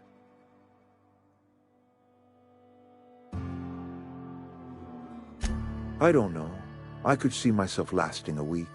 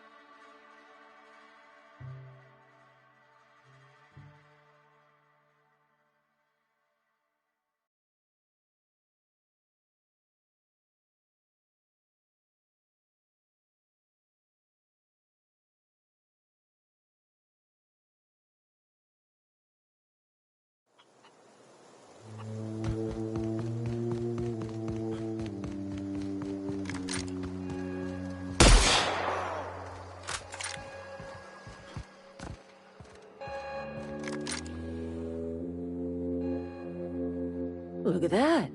The snake's come back. I never thought I'd see the day that Reed Thompson abandoned his post. Suppose we all have a breaking point. Suppose it's time our flock made our way back to Edgewater. We must tend to what remains of the town and carry on with our lives as best we may. You're vexing to me, you know? Injuring us with one hand, helping us with the other. Here, I'm giving you something to leave us be. It's a ransom, you understand, not a reward.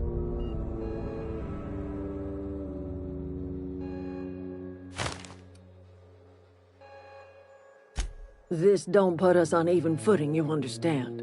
But it is a start. I might turn that old cannery into a garden. Got ourselves a whole cemetery bursting with bodies.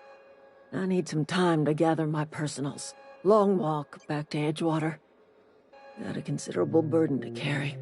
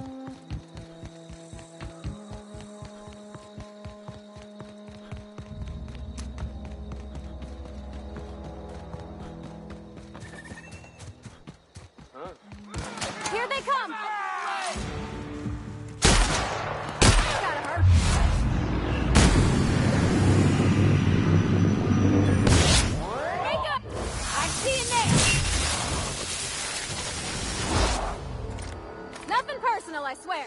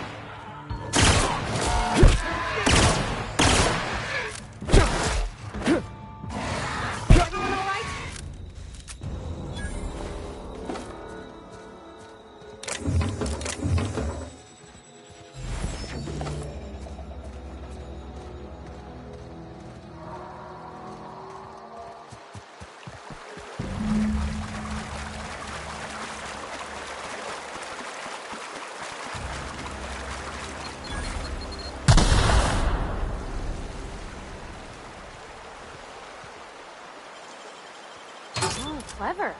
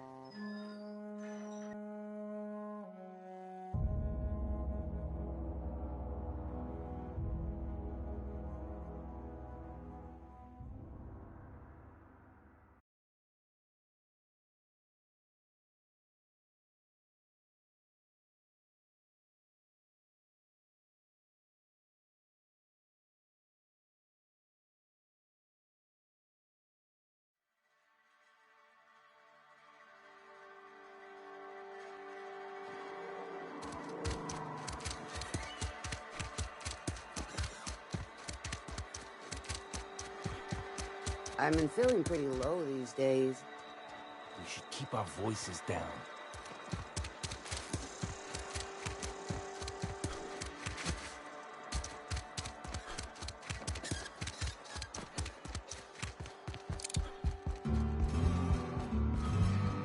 It's a fine new day in Edgewater. The cannery hums, streetlights and faces glow. I suppose this means the two of you were able to sort out the matter?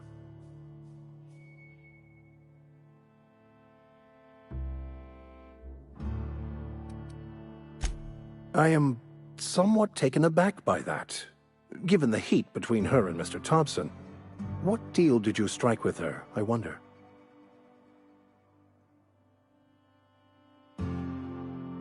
From our own graveyard, just outside the gates. And Silas had not even an inkling. What do they pay the man for? He spends all day digging graves, Vicar. Sir. Sometimes he's got to sleep. Yes, of course. My reaction was unreasonable.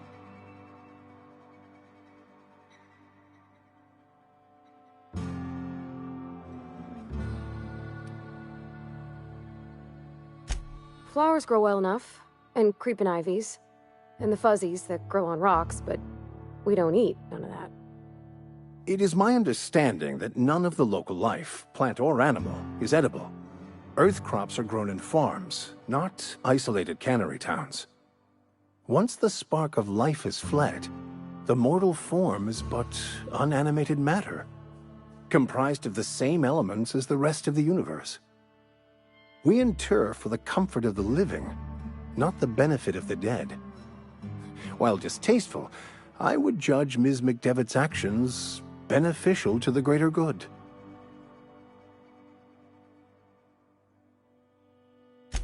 Only to the feelings of the living. The dead are no more concerned with their corpses than a snake is with the skin it shed. The greater good is to tend to the needs of the living, not the dead. Wonderful. This is fantastic. Well worth all the sacrifices I... Wait. What the fuck is this? Is this French? I can't fucking read French. It's a law-forsaken joke is what it is.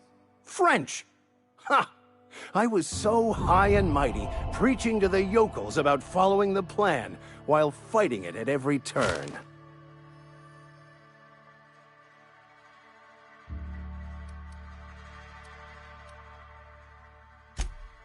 Well, yes. But I assure you, it was not for personal gain, only for the greater good. I've spent my life searching for the keys to unlocking the secrets of the universal equation that underlies the plan. I had hoped this book held some of those answers.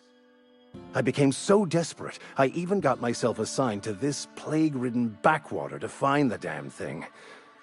All the time and suffering I've spent. Wasted.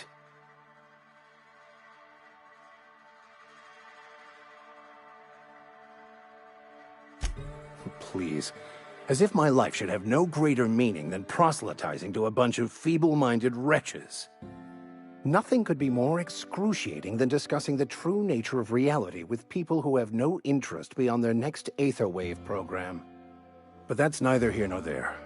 What I need to do now is to find a translator, obviously. But to do that, I'll first need to secure transport. You have a ship. Perhaps I could make myself of use to your crew.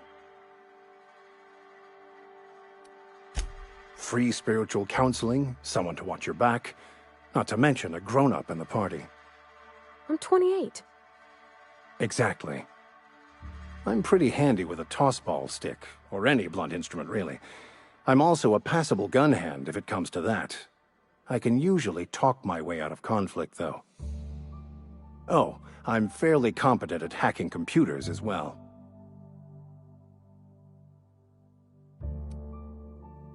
Well, understanding computers is, though I admit I took it further than most.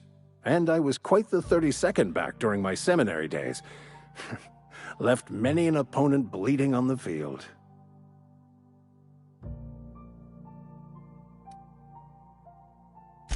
Of course, I'm a vicar who is dedicated to his calling. More dedicated than any other you'll find in this colony. I joined the OSI to help decipher the grand plan. But instead, I ended up the vicar in a prison due to ignorance and politics. Then I came here. Satisfied?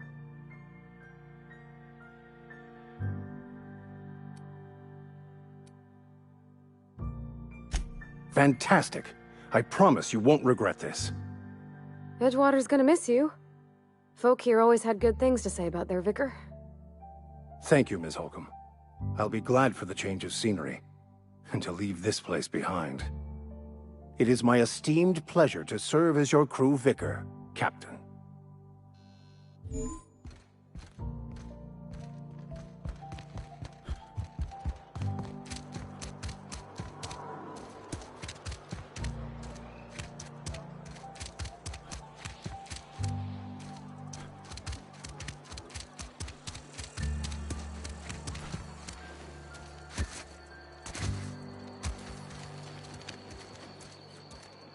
I've got some time.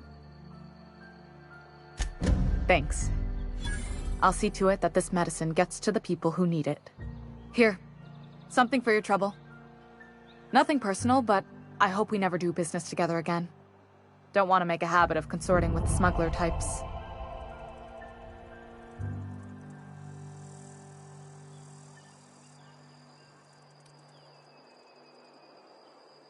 You do have some cheek on you. Lucky for you, I kept a little contingency fee in case you tried to negotiate with me.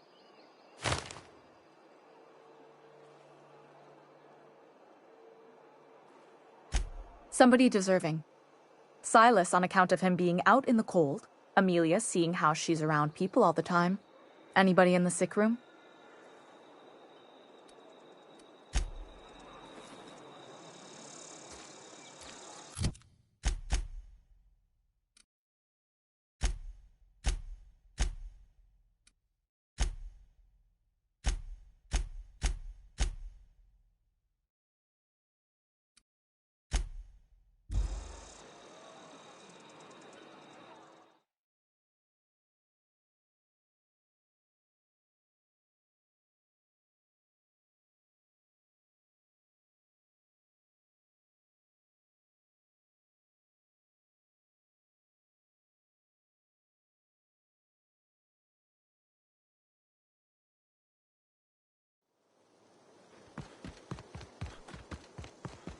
Is this your ship? Oh my stars, she is just so handsome! Does she have a name yet? What's her drive model? Oh, gosh. Listen to me babbling. When I was in Edgewater, I dreamed of flying on a real ship, working on a real engine, belonging to a proper crew. I'm the only decent mechanic Edgewater's got, but every time I think of going back, I get this sinking feeling.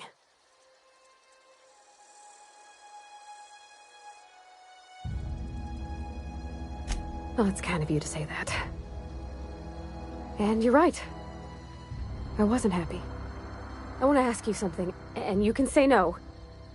But can I come with you? I could tend to your engine. I know my G-valves for my catalyzers, and I can keep your ship singing. And if you ever need a pair of eyes watching your back, I can do that too. What do you think?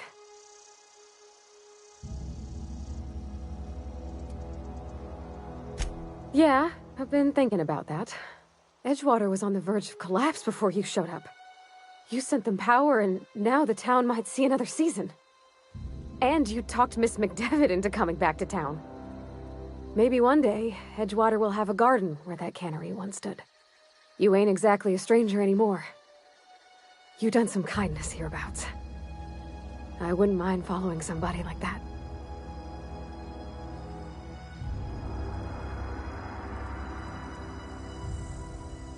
Yes! I mean, thanks. You won't regret this, mister. Captain. I can call you Captain now. Ha! I got a captain.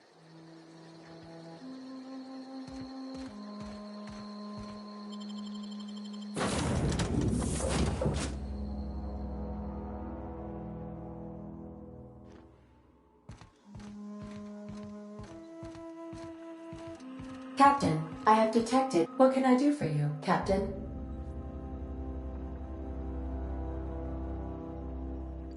Do you know how to install a power regulator? Outstanding, Captain. Your aptitude for engineering will prove invaluable in the event of another catastrophic engine failure.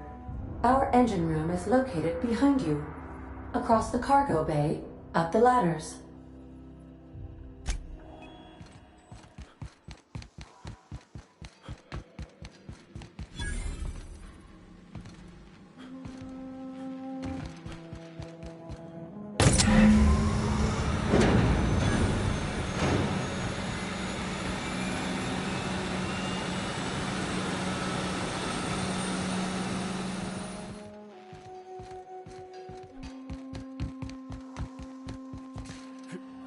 What can I do for you, Captain?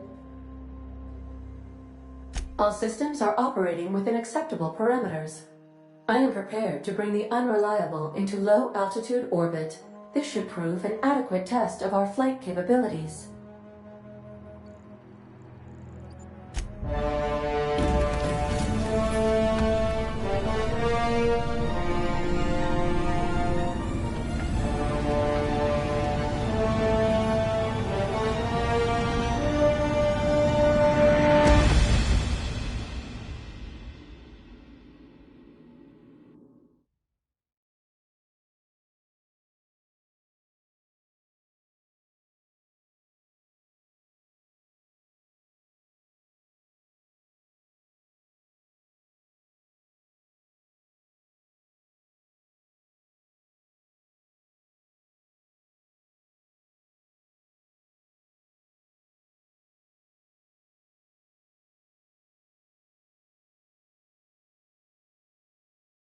We have received a communication request from Dr. Phineas Wells.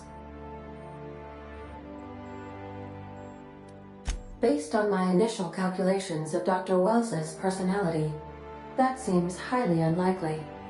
Aha, there you are. Hale and hearty, and captain of your own ship.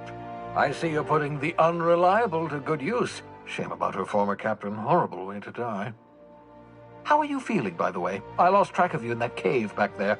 Experiencing any, unnatural drippage? Perfectly normal side effect of thawing, I assure you.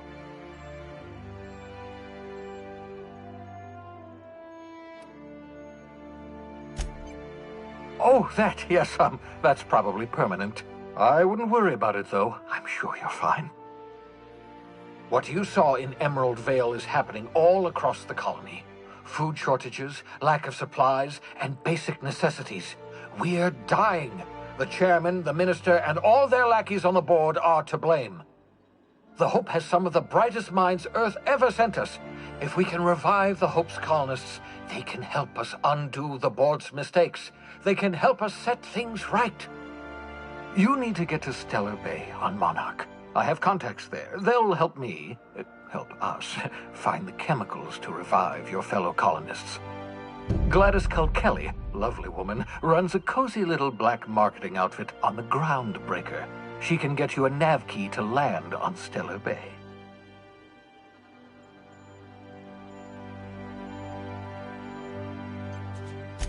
Excellent. I'll send her a wireless. Let her know you're coming. By the way, I gave Captain Hawthorne a disguise apparatus of my own design, cutting-edge technology years ahead of its time. I call it the Holographic Shroud. I'm sure it will prove remarkably useful to you. You'll find it in the captain's quarters. Marvelous device. I'm quite proud of myself. The shroud changes the user's appearance to mimic that of another. It has limits. First-generation technology, you see, but promising. Exciting to see it in use at last. Very simply, the holographic shroud uses biometric information contained on standard identity cartridges to generate a holographic projection around you.